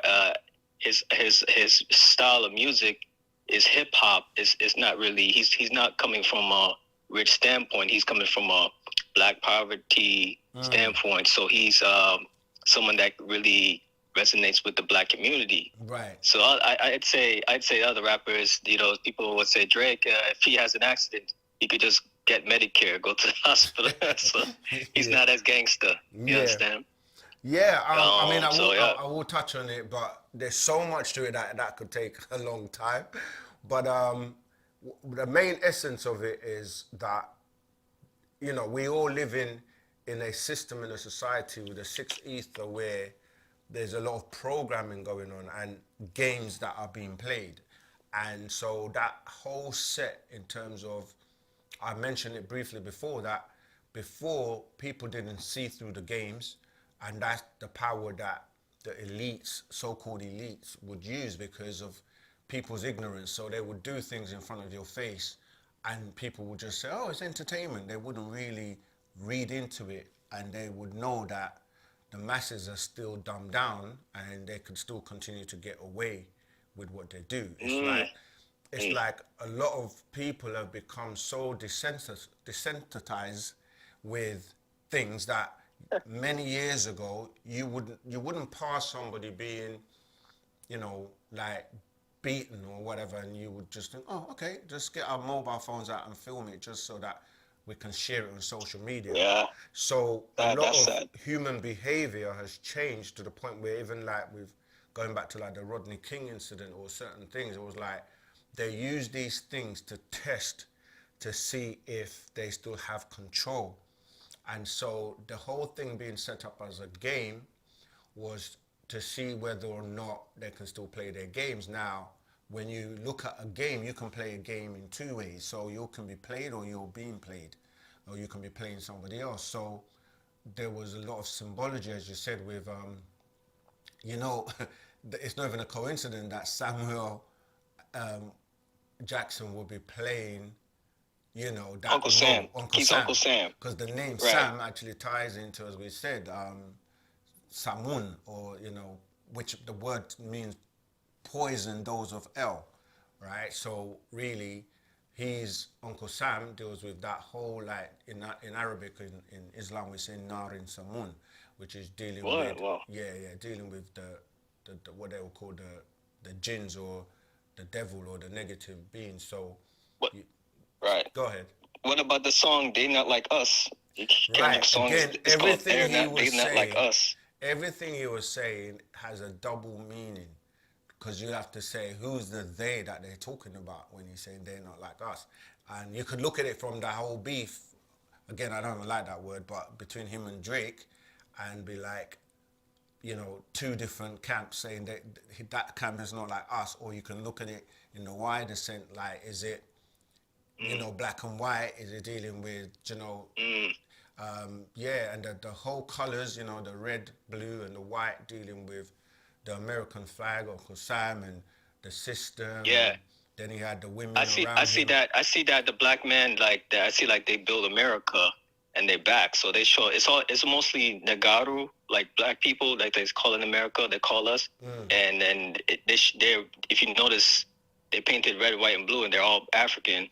And their backs is down. They make the American flag. So it's showing like how we built America. And like I feel like They Not Like Us. It's about other people taking your culture and profiting from it, and they don't give you respect. They like African culture, but they don't want to give Africans, Yeah, I mean, there was a recent reparations. He put. He talked about the reparations with the whole 40 acres and a mule thing as well, and he talked about the revolution will be televised, and because people are used to saying, it's hard. Kendrick's hard, bro. Yeah, that's like he's giving you little messages like code knocks. Like we used to be code knockers, right? And tribal, So like we can understand when you go, you know, someone say, "Yeah, bro," and they give you like a code, like a knock. Right. And it's like that. That's like that's I think he's from what city is Kendrick born? He's in Compton, USA, right? Right. So yeah, he got a style like that. So But again, Drake at the can't same really time, copy that. Yeah, at the same time, that's what I'm saying. It's kind of like you're in that industry, you're gonna be kind of tainted by it and affected by it. So you're not always gonna be able to put out those messages or say the things you want to say if you're not allowed to do that again as well. So it's very smart in the way that you can give out messages without making it obvious only to those. It's just like when Jesus would speak in parable, or the character that they call, or anybody, like they're double messages within what's being shown. So you have to be able to decipher, you know, what it's really being saying. It's like Michael Jackson thing, you know, all I want to say is that they don't really care about us, but the us could be who, really, you know. So there's a lot of symbology in there, but there's so many people that have actually dissect and broken down, you know, that whole performance that you can find now on TikTok. And there's a sister that has actually really gone in on one of the ones I've seen. But yeah, I don't want to spend too much time because a lot of people like that, yeah. call in. But I mean, it was a good performance. It's the most viewed Super Bowl, Sakam. It's 300. How many million people watched it? So it's all around the world. They're dancing to it. Mm-hmm. South Korea. I love to show the love. Yeah. You know, everyone's loving it, and you know, it's about everyone getting together for a good time, but get some more meaning to it. But there's some people that, you know, didn't get it. Like Hulk Hogan was on the TV saying, "I don't get what they put them on the news." But there was some nice white people. They just are dancing to it. They say that. It flew over my head, but I like this thing. I like when they say that instead of saying, "Oh, it's where's the, they basically say, oh, the Trump people, they're saying it's only, they don't get it because they don't show no rock music or something like that." Yeah, I mean, this is the whole thing about keeping people divided, isn't it? But I on mean, the news, that's what they want to put on the news. Like, no, it was a message, and yeah, it's like everybody loved that message. I mean, anyone would love the opportunity, because having that audience, you know, to be able to reach is marketing. But yeah, we'll have to see whether or not.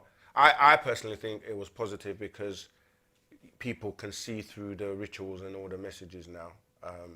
Great, yeah. And then notice Trump was in the audience. He saluted Drake too. Don't forget that. I saw that. Yeah. Trump was like he saluted it. Yeah. You know, so it's like he was watching the show. I think he enjoyed the show. Everyone pretty much enjoying it. They're just watching what you know, they got scared because they say, don't say it, and then he sang the song. Without, he doesn't care what everyone says. So that's what I respect about Kendrick, you know. And he's one of my favorite rappers. To be honest, he's one of my favorite guys. All his music is good. So I would give it a shout out, and that's about it. But I mean, a lot of the younger generation people relate to him. So if he can reach them. Kaiser, before you go, someone said, "What's your view on Serena doing the Crip Walk dance at Kendrick's halftime show, considering the Crips killed her older sister?" So the Crips killed her older sister. Serena, what? Serena Williams? She's tennis, right? What did you say? What do you say? He was asking that, what do you think, considering that the Crips killed her older sister, apparently? Like her doing that. Doing the Crip Walk dance. Oh. No, like, yeah, there's a backstage rehearsal. I know that apparently Serena Williams is Drake's ex, so she's, you know, did the dance. Shots at each other as well. Her ex, Drake. Like I said, Drake, I ain't got nothing against him. I liked him when he first came out, but it basically started, the beef was like Kendrick was making a song. And I grew up in the 90s, so I'm like now around that age, I remember. But it was basically, Kendrick was saying, "I'm going to be the GOAT, the greatest of all time. So I'm coming after all your favorite rappers. I'm going to kill them." Yeah, but they say that, but like, we also know the GOAT is Kendrick said that. The GOAT of Mendez. And then you saw Alicia Keys throwing up the Baphomet sign as well. So that's what I'm saying. There are so Right. many different things going on at the same time.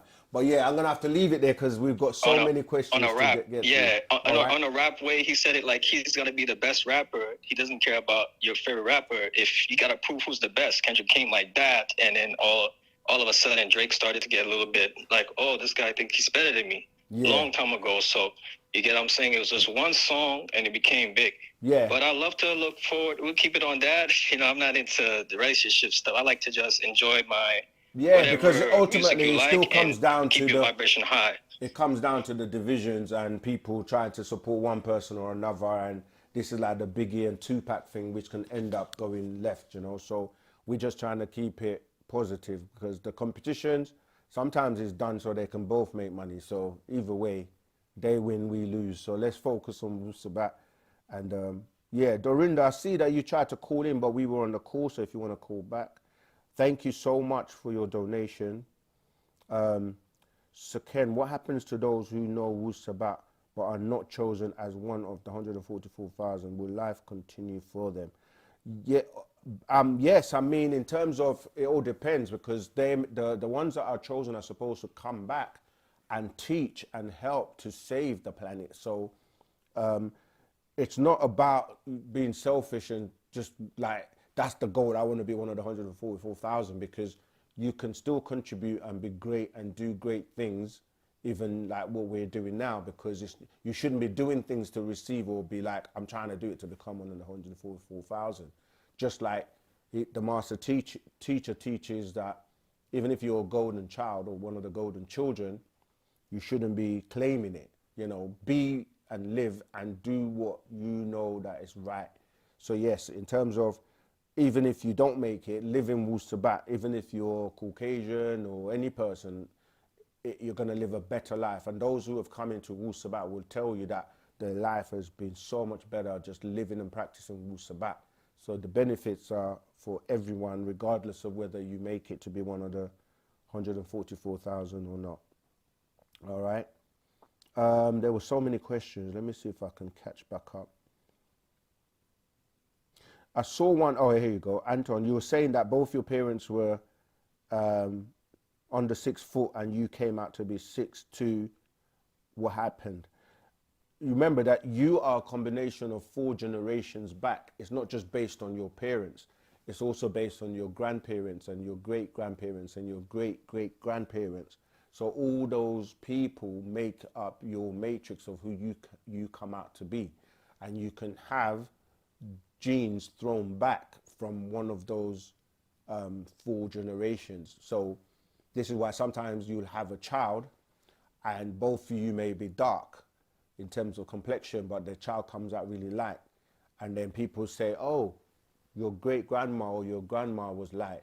Or there may be somebody that was tall in your family line, and even though both your parents are short, you can come out tall, where those genes have managed to pass their way to you. So it's not just based on your parents, it's based on those generations before your parents as well. All right. Practicing animism should be great for those on the path to enlightenment. Absolutely. Is it possible to get the books for free so that I can study and learn the knowledge? There's so much information we give out free. That's why we do the videos, the classes. But you have to remember that when it comes to the books, you're dealing with logistics of manufacturing. You know, the knowledge is free. This is why Pana Babylon has taught continuously for 50 years or plus, and it's been free. We give out this knowledge free. But when you come into putting books together as a product, you have to get paper, you have to get ink and printers and binding machine and people that are proofreading and their time. So logistically, there is a cost. And if you're talking about living and doing for self and generating your own wealth, then you need to be able to, at the very least, recuperate the expenses that you incur from putting the books together. People would not go and, you know, go into the supermarkets or other places and say, can I have, let me just take all this grocery or these products home for free, because, you know, you wouldn't be able to do that. And this knowledge is worth more than any of those products that you may go and spend money for, whether it's, we say trainers, you in America say sneakers, or, you know, you can't walk into a shop and get them for free because there's production, manufacturing, distribution, marketing, and everything that goes along with it. So I think you shouldn't really be asking us if you can get the books for free. We are looking and have done in the past in terms of having libraries and, you know, learning centers where you can go and perhaps, you know, like a library, rent, read, and, you know, so on. That's something that we're obviously looking into. You have to remember we are dispersed, and we, because of the injustice to the kidnapping of our master teacher, we're not functioning and performing at our best as we used to. And we're work in progress in coming back together. And this is a massive injustice that has been done. And it was by design to keep us, you know, separated, and so we could not function to the best of our ability and potential, but we're doing our best. All right.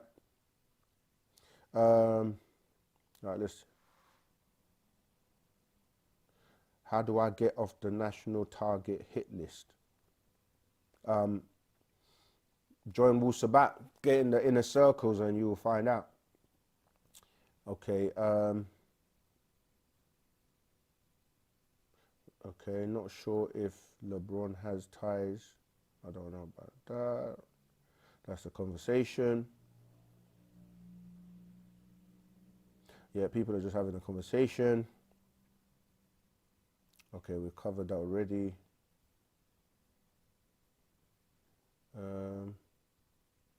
Did Dr. York discuss, okay, before that, Flora, is the possibility of having Wu-Sabat centers all over the world? Yeah, absolutely. And when people say there isn't anything near me, or like in my no community near me, then that's an opportunity right there for you to be the seed that can be worked. You can work with the office and the center to maybe get something going there. So yes, we want to have centers worldwide. Did Dr. York discuss the potential risk of human integration with technology? Yes, he put out, even if you read the Man from Planet Risk book, Dr. York versus the computer, many books, he was warning us of this time and integration with technology or cyborgs. And our friend Elon Musk, again, you know, he's got the can't remember the name of it, Neuralink, which is linking chips with your neurons or your brain. And the master talked about this many years ago and the risks. And yeah, and they're telling you now AI is the biggest threat for the future, where they're saying they will take over. And AI is being brought here by extraterrestrials who don't particularly like humans because of how we treat the planet and how we treat each other, and, you know, the problems we cause on the planet. And they actually want to yeah, get rid of humanity with it, because they're going to make it that people that are lazy, they want to just rely on robots and AI to do everything. So many jobs will be taken. And but, you know, that's why we have to do what we have to do. So Ken, have you seen Phase 1, the rapper Nuwaupian? Yeah, of course. That's one of our brothers. But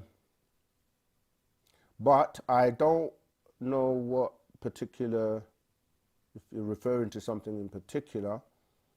We have many people, Nuwaupians or Sabians out there.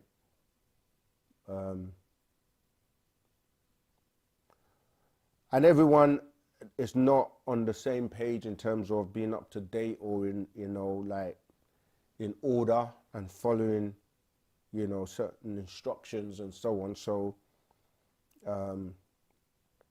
but they're still our family. And even those who have left and stopped off of many kind of schools that we went through, the master has always welcomed everyone that wants to come back home, even those who betrayed him. So our arms are open to all so-called ex, because once you get touched by the master or Wu-Sabat, you'll never be the same again. So, but yeah, we welcome everyone that would like to come back and do the work and get involved, you know. That's 9 o'clock already, nearly. Okay, so we've got about 35 minutes left. If you haven't got your question in yet, you can still get your question in. You can ring and ask your question. Where are we? I want to join a temple. The closest one to me is either in Detroit or Georgia. What happened to the United Sabian Worldwide website? I don't know. What's happened to it? Anything happened to it? I don't know. I don't think there's anything wrong with it. Somebody posted the link, so check it out. Crowd favorite media from Harrisburg, Pennsylvania. Rahubat, welcome.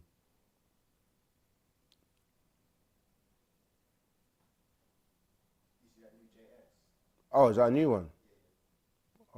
No. I saw something, but I thought it was the old one. What can we do to maintain our etheric core connection? What can we do to recharge our soul? What can we, all right, let me see if I can find it. To be honest, a lot of the what can we do questions fall into practicing Wu-Sabat. And by that, I mean, read the scrolls. They cover everything that we keep being asked about.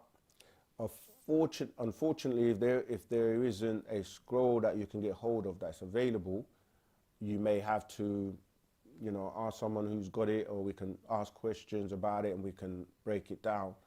But it's about putting into practice Wu-Sabat and living it, and it transforms you, and that will strengthen your etheric cord. So it covers everything from your thoughts, how you think, and the diet, the chanting, the meditation, the relaxation, you know, the way you treat people, the intentions that you have behind what you do. So all of these things will help strengthen. What's the other part, Zamal? What can we do to recharge our soul? Right, to recharge your soul is to do things that like reconnect you to nature, dancing to right and listening to and dancing to right tones, vibrations and frequencies. Music will help you. Chanting, pretty much the stuff I mentioned before, but it's about connection with other people that are of a higher vibration, that are actually, you know, giving you that energy to also bounce off of. Yeah, Wu-Sabat practices. The thing is as well, people read the books from the master teacher, because that's a one-to-one connection between you and him. And you will find out that the relationship that you build with him, connecting yourself by way of your etheric cord to him, because he's an Etherean. Yeah, so it's about making that connection with the master teacher and living Wu-Sabat amongst others as well. It's an energy exchange, because you can practice it in isolation by yourself, but it's not as potent when you do it with others. I'm trying to catch back up. Someone's saying the United Sabians Worldwide website doesn't work. It's been down for weeks. Is that right? I checked the website as well. It's working, but someone else said it's not working for them on mobile. It might be your browser or something. Let me quickly check as well here and see. Yeah, it might be just your device or your browser or your cache. Look, I've just gone to it. It's working. Literally, it's working. So it may be your side. Try a different browser, different computer or different device to see. Yeah, it's working. All right, so it might be your end. Let's keep going. Professor NTU, great teacher. Can you please explain the bird in the Zimbabwean flag and the meaning of the red star? I'll have to come back to you on that. There's a scroll the master teacher put out. It's right here, actually. That might go into that, but I'll have to look it up.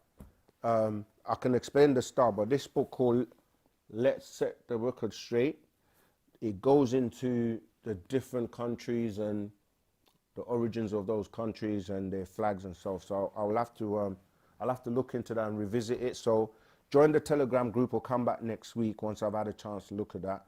The star, I don't know. Again, let's have a quick look actually. Let me see if I can find the flag. Did it say Zimbabwe? Yeah, Zimbabwe. Yeah, okay, I see it now. Right. Okay, so 5-pointed star, and I can see the bird. For those who want to see. Yeah, so the 5-pointed star we know because that ties into the colonizers being the Europeans or the Adamites with the sons of Canaan.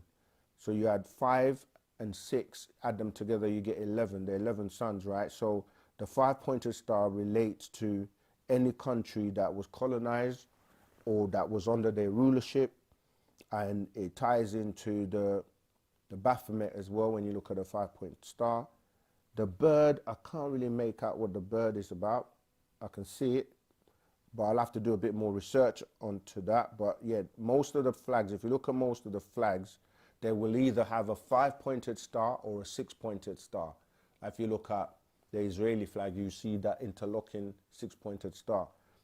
With an interlocking 6-pointed star, you can't see the interlocking if it's just one color, if it's not done in a kind of a 3D image.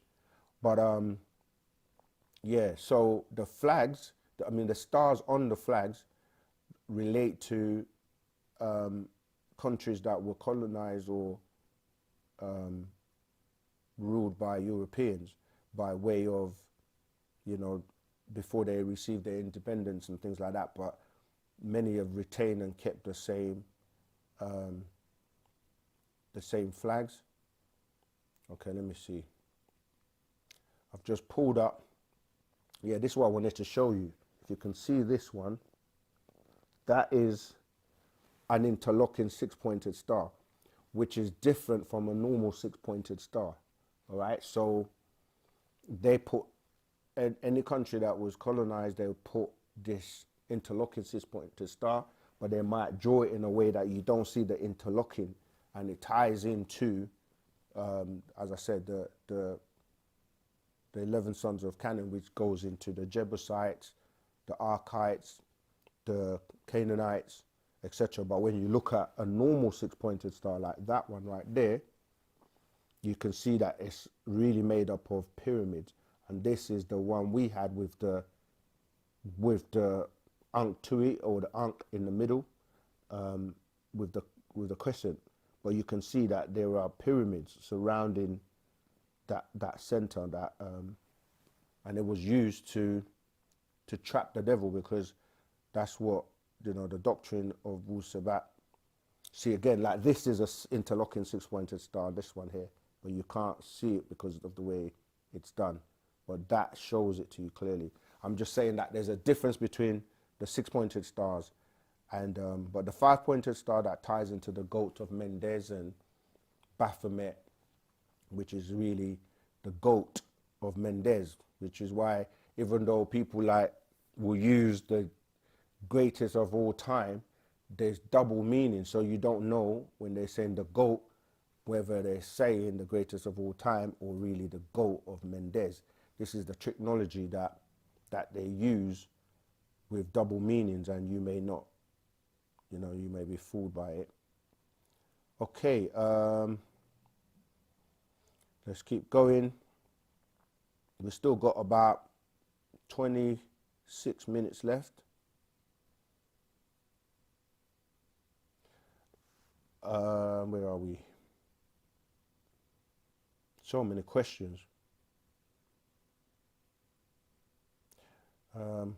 Sometimes it's a conversation, so trying to find a question. It says that is the same thing every member of a religion says. I don't know what is the same thing everyone in religion says in terms of what exactly.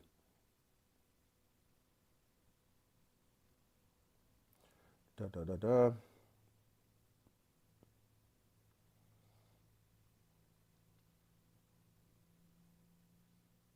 Okay, we're going to have to check out the website to find out what's going on with that.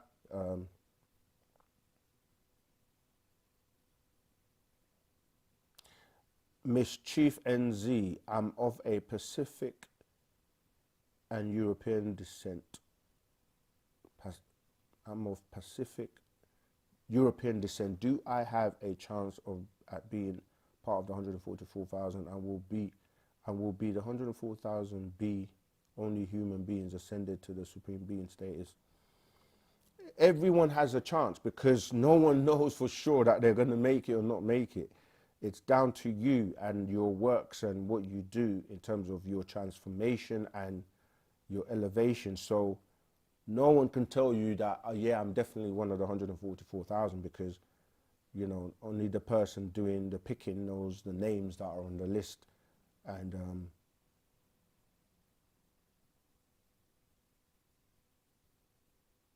okay, somebody else is saying that the mobile website is down, not the desktop. And someone else is saying the desktop is down, not the... But I can... So that's a contradiction. So someone is saying the mobile is up. I pulled it up, so it's on the mobile, it's fine. But definitely we're going to look into the website to see if there are any issues. Okay. Oh yeah, I found that JX you were talking about. What can we do? I've covered that.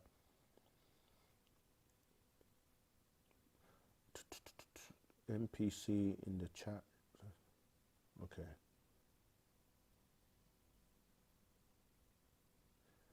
Any more questions? I am trying to astray project through sleep paralysis. Is there any advice that you have for me? I am a beginner in this and would like to know your opinion on that. I'm not quite sure what you mean, but if you're trying to practice how to do sleep, project through sleep paralysis.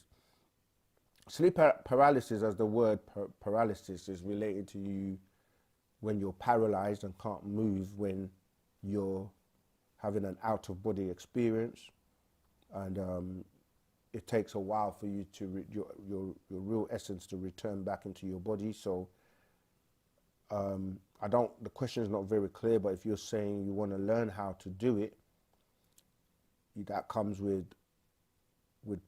not being afraid, practicing and knowing that you know what you're doing, because people can get caught out or, you know, not return to their body, and that's, you know, they get lost and trapped out in the realms. So you kind of have to know what you're doing with the right intentions and so on and so forth.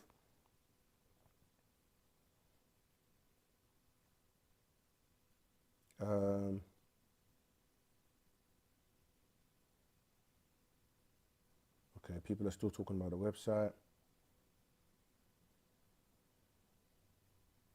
Which are the good scroll for practice Wu-Sabat? All the scrolls are good. That's from Flora, Confidence. All the scrolls are good. I mean, you have to choose what scrolls jump at you or you resonate with by even the title, the cover, and what you want to know. So once you read one scroll, it kind of helps you to lead to the other scrolls. So it depends on where you're coming from as well, what is interesting to you. Some people are tired of religion and they just want to know, you know, the scientific information. They want to know about extraterrestrials. They want to know different things. So it all depends on your interest. Oh, DB, I'm glad you received the book. You just told me I finally received book. Excellent. That's a good place to start for the person that was just asking. That book, we tried to keep it as, small and concise as possible so you can carry it with you, but it's packed with a lot of information and things that you can just, reference straight away. That's this book here, Fast Track Your Spiritual and Conscious Journey. If you haven't got your copy already, it's excellent. It's designed in a way that no other book is designed. It's full color, and it's got some very unique features. And as I said, it's compact so that you can carry it, but it's very, very informative with a lot of information. And it gives you links to the websites and recommends many other scrolls by the master teacher, Pana Babyanun. Where are we? Okay, that was for you, Flora. And thanks, DB, for confirming that. And any master secret scroll or actual fact scrolls and ancient Egyptian scroll. Okay, that was you giving, giving some recommendations. Dion Fuller, I really would appreciate it if whomever is calling in will keep it short and sweet. There are many people calling in trying to get their questions answered, Dion Fuller. No, I hear you. I try to let people know, but thanks again, JX. JX, you're showing us so much love today. I'm going to have to, let me just finish that one. Or should I? Do the call and do the All right, Jay, I'm coming back to you. Rahul back caller, where are you calling from? And what's your question and your name, please? Hey, brother. It's Takad, once again from Arizona. I've noticed a lot of people, specifically melanated people, we have, I've had to check myself about it, but we have a lot of this thing of someone coming back or something coming back and saving us. And I've just kind of come to the realization of, I think we need to save ourselves, I feel like we need to awaken ourselves and stop waiting on other people. But I could be wrong. No, What do you're you right. think? 100%. There's no one coming for a start. So that waiting is in vain. And this is our problem, because people have been waiting for over 2,000 years for someone to come. And the reality is, when you use Wu-Sabat and common sense and you ask people, like, okay, let's just take the Jesus thing, for example. People are waiting for Jesus to come back and save them. Firstly, if you ask people, where is he coming, when is he coming, and what is it going to look like, what location specifically is he going to come, and how is he going to come? Because there is this programming and illusion that he's just going to come down from the sky. And it's like, that doesn't even make sense, because you can't even breathe 6 miles off the planet. So is he going to come in a spacesuit, in a spacecraft? Is he an extraterrestrial? Wherever he's going to be, how are people around the world going to know that he's there? And the people on the other side of the world, where it's not day yet, is he coming in the daytime, what they call daytime, or in the shadow hours, what they call nighttime? It's just like ridiculous. And what is he going to look like? Is he going to be wearing a robe? Is he going to have blonde hair and blue eyes? And, if he's wearing a robe and he's happening to be, where's he going to land in Alaska with no coat? And if anybody right now, anywhere on the planet arrived and or just put on I think it's happened already, because I saw some social media with a guy wearing a white robe in Africa somewhere saying he was Jesus, blonde hair and all of that. You probably get arrested, beaten, because what's going to be the de facto of how are you going to know that is this person you're expecting? He's not coming back, hasn't come back for 2,000 years, and people are still waiting in vain. The only person that has come and is here and is doing the works is Pana Babyanun. and he's teaching and giving you all the answers to everything you want to know. So he's even telling you what's going to happen before it happens by way of predictions, and so on and so on and so forth. He even tells you in the book that it's an angel that's going to come. It didn't say Jesus was coming back. There's no way that it says that. So you're right. The master puts it like this: the helping hand that you're looking for is at the end of your own arm. We have to save ourselves. And what are we? The other thing is, what are you saving yourself from? What does it mean to be saved? Because you can save something to eat later, as in food. And then we go into the extraterrestrials that are saving food by way of being put on the menu, right? And to take away for food. So this whole saving and being saved, what are you being saved from? You got to be saved from yourself for a start, that mindset and the belief and the religions and, you know, so on and so forth. So you're right, 100%. We have to save ourselves. No one ain't coming to save you. All right, we've got another caller. Hey, Kaiser, people are saying you got to keep it short because people are trying to get through. So what's your question this time, Zamal? Yeah, thank you, Zamal. Yeah, gratitude. Yeah, I tried to ask a question that not just me would like. I'm sure everyone wants to know about the Super Bowl. So, yeah, I will definitely keep it in mind. Yeah. Thank you, brother. Yeah. So another thing that everyone wants to know about is all the beings that are living in the inner earth, like our family and relatives that are there, the Taro, Dero, and extraterrestrials. So that ties into remember about the Aurora Borealis. So I was interested about that as well. How does they connect? And there are people and beings.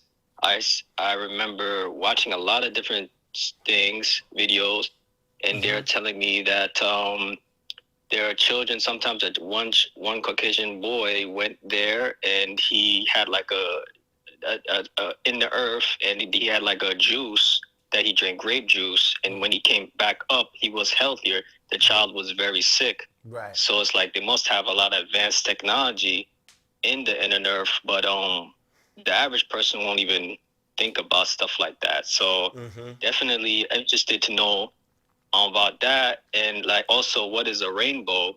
You know, what does a rainbow represent? There's a lot of theories. I believe that a rainbow is a connection to Asgard, like, and also a message by Anu, the Most High God, that we are going to be protected. It's a symbol, but like we want to know what is the actual meaning of the rainbow. Is it did Anu make the rainbow to show we're protected?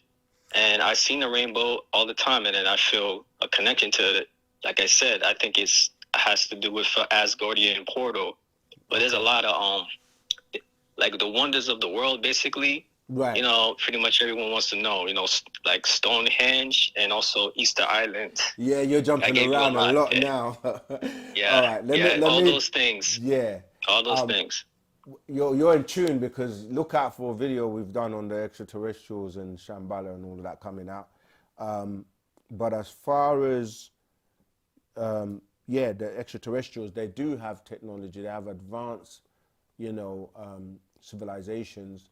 So people that have managed to go into Shambhala, into the caverns, have met with some of these extraterrestrials, and they have given them technology or given them cures to various things. So that sounds very feasible if they gave him some kind of cure to drink that helped him.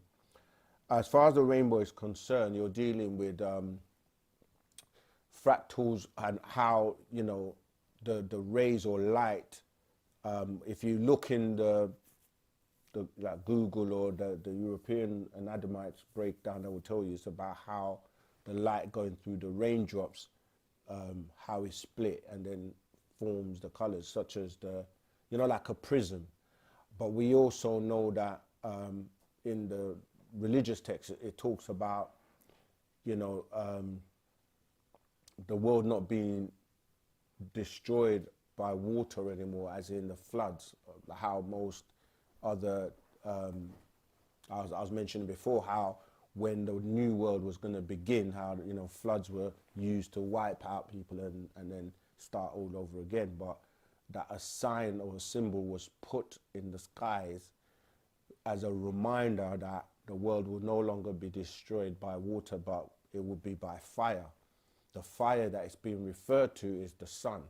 And this is where we're talking about the sun cycle, this time period that we're in, and that, you know, in the books of Malachi, chapter 4, verse 2 specifically, is talking about, you know, the sun of righteousness coming with healing in its wings. And how does the sun relate? Because when you look at if you put light through a prism, you see it split up into the different colors or the vibrations, and the highest one is the one that people will say purple, but it's actually indigo, and that relates to the indigo children, and it's the stage before the black, right? Because the black light is the light, or shall I say, it's the time before light. So the rainbow is giving you the different vibrations in terms of moods and colors, and it's showing you that when you pass that indigo, you're going back into darkness or supreme darkness, which is where they will tell you that God was in darkness before he said, let there be light.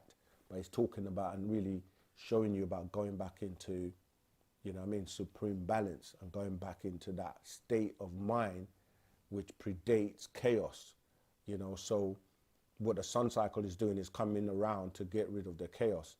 The aurora borealis, as you mentioned, which is they call them the northern lights, that's because there's an inner sun in the center of the earth, and because the planet itself can overheat from the outside sun, what happens is that the planet rotates, and it's one side is referred to as being in shadow, in the shadow state, because the sun doesn't actually stop shining. It's just that the planet rotating so that one side of it is cool and the other side is facing the sun, and then it rotates so that the other side gets cooled off. If not, it will overheat. And if the two lights with the center sun and the outer sun were to actually align, and you know, they could actually, like we say, burn up the planet. So those lights are kind of deflected or directed away so that we avoid that situation. This is what, you know, the master broke down many years ago in, I think the name of the recording is called Who Lived Before Adam and Eve. So if you can find that on YouTube, watch and listen to that, and it explains a bit more about the Northern Lights. All right. I still haven't done the donation. Yeah. Let me do that. JX. Thanks again. What is Wu-Sabat's teaching on the sexual energy of man? Are we only supposed to engage in the act for procreation? Is semen the life force of man? And what benefits does man get from practicing retaining? Yes, it is the life force. And obviously you can harness energy and you can channel energy and utilize it in a better way. So yes, if you harness that energy by refraining, and semen retention is that energy, you can actually use it to channel it to the mind to do, you know, more greater things. So yes, but at the same time, Wu-Sabat is about balance. And if you are in a meaningful relationship, or you've got a partner and so forth, then we're not saying like you cannot have sexual relations with your partner, but it has to be and should be balanced like everything else in Wu-Sabat. And it's not just, you know, just like for the sake of it, or lustful and going into the six ether forces. So like everything else, if, you know, you don't go to the extremes of either way, then it's about being balanced. And it's like there's a science and there's an art to sex, and you've got to know and learn both the science and the art of it, so that you know what you're doing, because it's a serious thing in terms of procreation, because you're going to bring a being into this realm, and you're dealing with energies that are coming by way of that being, and you have to be in a position where you're bringing in the right type of energy. And yeah, so I hope that's answered that question for you. But yeah, we don't go to either extremes, because it can also be unhealthy if you don't know, and you're just like retaining it but not knowing how to channel it and utilize it in another way. All right, did you have something? No. Oh, okay. Isn't anyone tired of complaining? Isn't anyone tired of black on black crime, tired of blacks being took advantage of? Absolutely. And the reason, this is from Glow Mobile News, that's why we have to take into our own, we have to put into action and do things to do that. Because when you look at other races that are organized, that are, behaving in a particular way and providing for themselves, they are not subjected to the same type of, say, police brutality or any of the injustices as we are. No, we are different, because we are, other people have that love-hate relationship with us, where they love us for everything, but also there's that, hate's a strong word, but there can be that jealousy in terms of our abilities and the fact that we are those extraterrestrials that they're trying to find.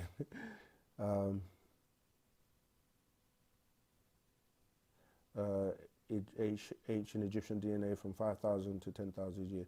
Yeah, even before that, we predate everyone and everything on the planet.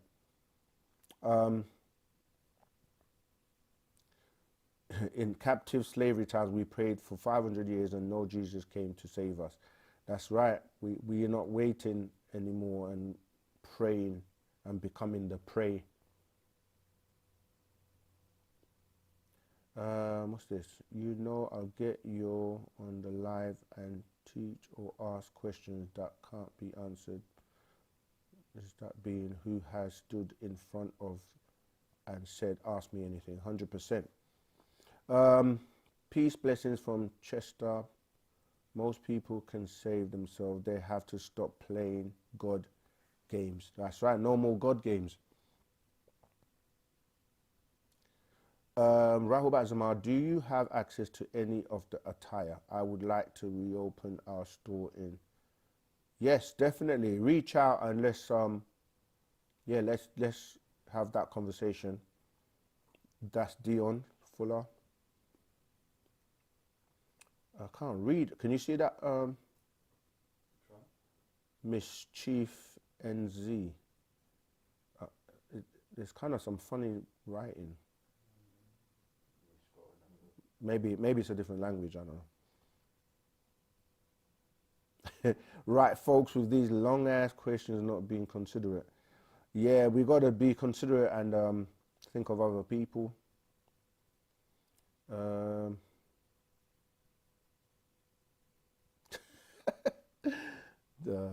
This is crazy. Aurora borealis and rainbows.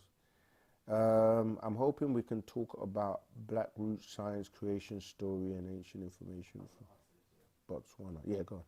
There you go. Rahubat, who's calling? What's your name and where you calling from? What's your question? Hey, brother. Scott again from Arizona. My question is, I get confused with, I don't believe that the creator would say that just because we're melanated that we are better or special, but then I also hear that white people didn't exist at one point in time, but then we have the Pleiadians. Could you explain that to me? Sure. Yeah, we are not the Pleiadians, and Because if you look at who Pleiadians are, how they're shown, they actually look like blonde hair, blue eye Caucasians. In terms of,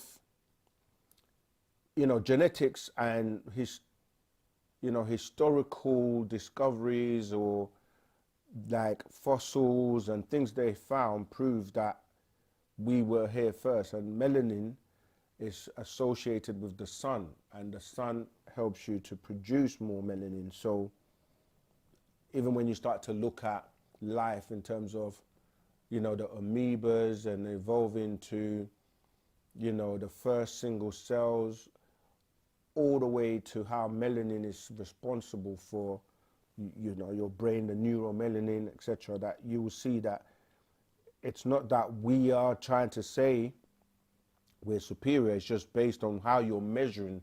What are you measuring? And, what's more potent. So it's no secret that the Caucasian was, or anybody else on the planet, comes from the original, which would be us as the original melanated beings. Everybody and everything does have melanin in it. The difference is that some are able to produce more melanin, and it becomes dominant, and others are not able to, and it's more recessive, or they are kind of like losing melanin. So yeah, it's not even about racism, and but it's natural nature. It is what it is, and no matter what, you can't change that. What was the second part of the question? About the Pleiadians? Yeah, so you find out that Europeans only push and talk about the Pleiadians because they know about them, because people like Hitler was in contact with them, and the Ashtar Command, and they still meet and abduct or visit people and give them this impression that they are the supreme beings. And this is why Hitler was trying to create, what he called the Aryan race, or the supreme beings. And to him, he didn't know any better, or didn't know about, the black extraterrestrials, like most people still don't know. It's only now it's becoming more and more known about, the black extraterrestrials, because we're actually the ones that are teaching it. And so you will find a lot of people only in contact will know about, the Pleiadians. And because they're actually responsible, their genetics were part of the creation of the Adamites. And so that's why they will push those beings. I forgot I even had a drink here. Yeah, so I hope that answered the question, but yeah, it is what it is in terms of natural nature. And we are not the Pleiadians, we are related to the Nataru and some to the Anunaki. But more and more extraterrestrials are going to be exposed, and like everything else, the truth will come out.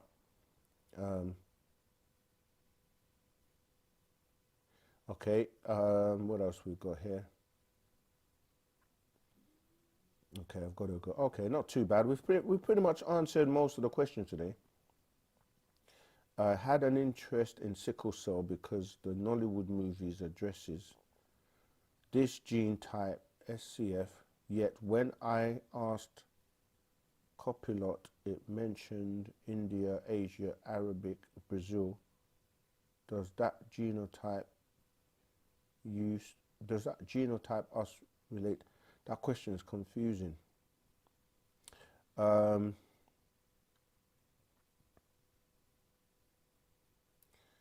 Okay, I did see a craft in the sky over 15 years ago, but I don't know what it was.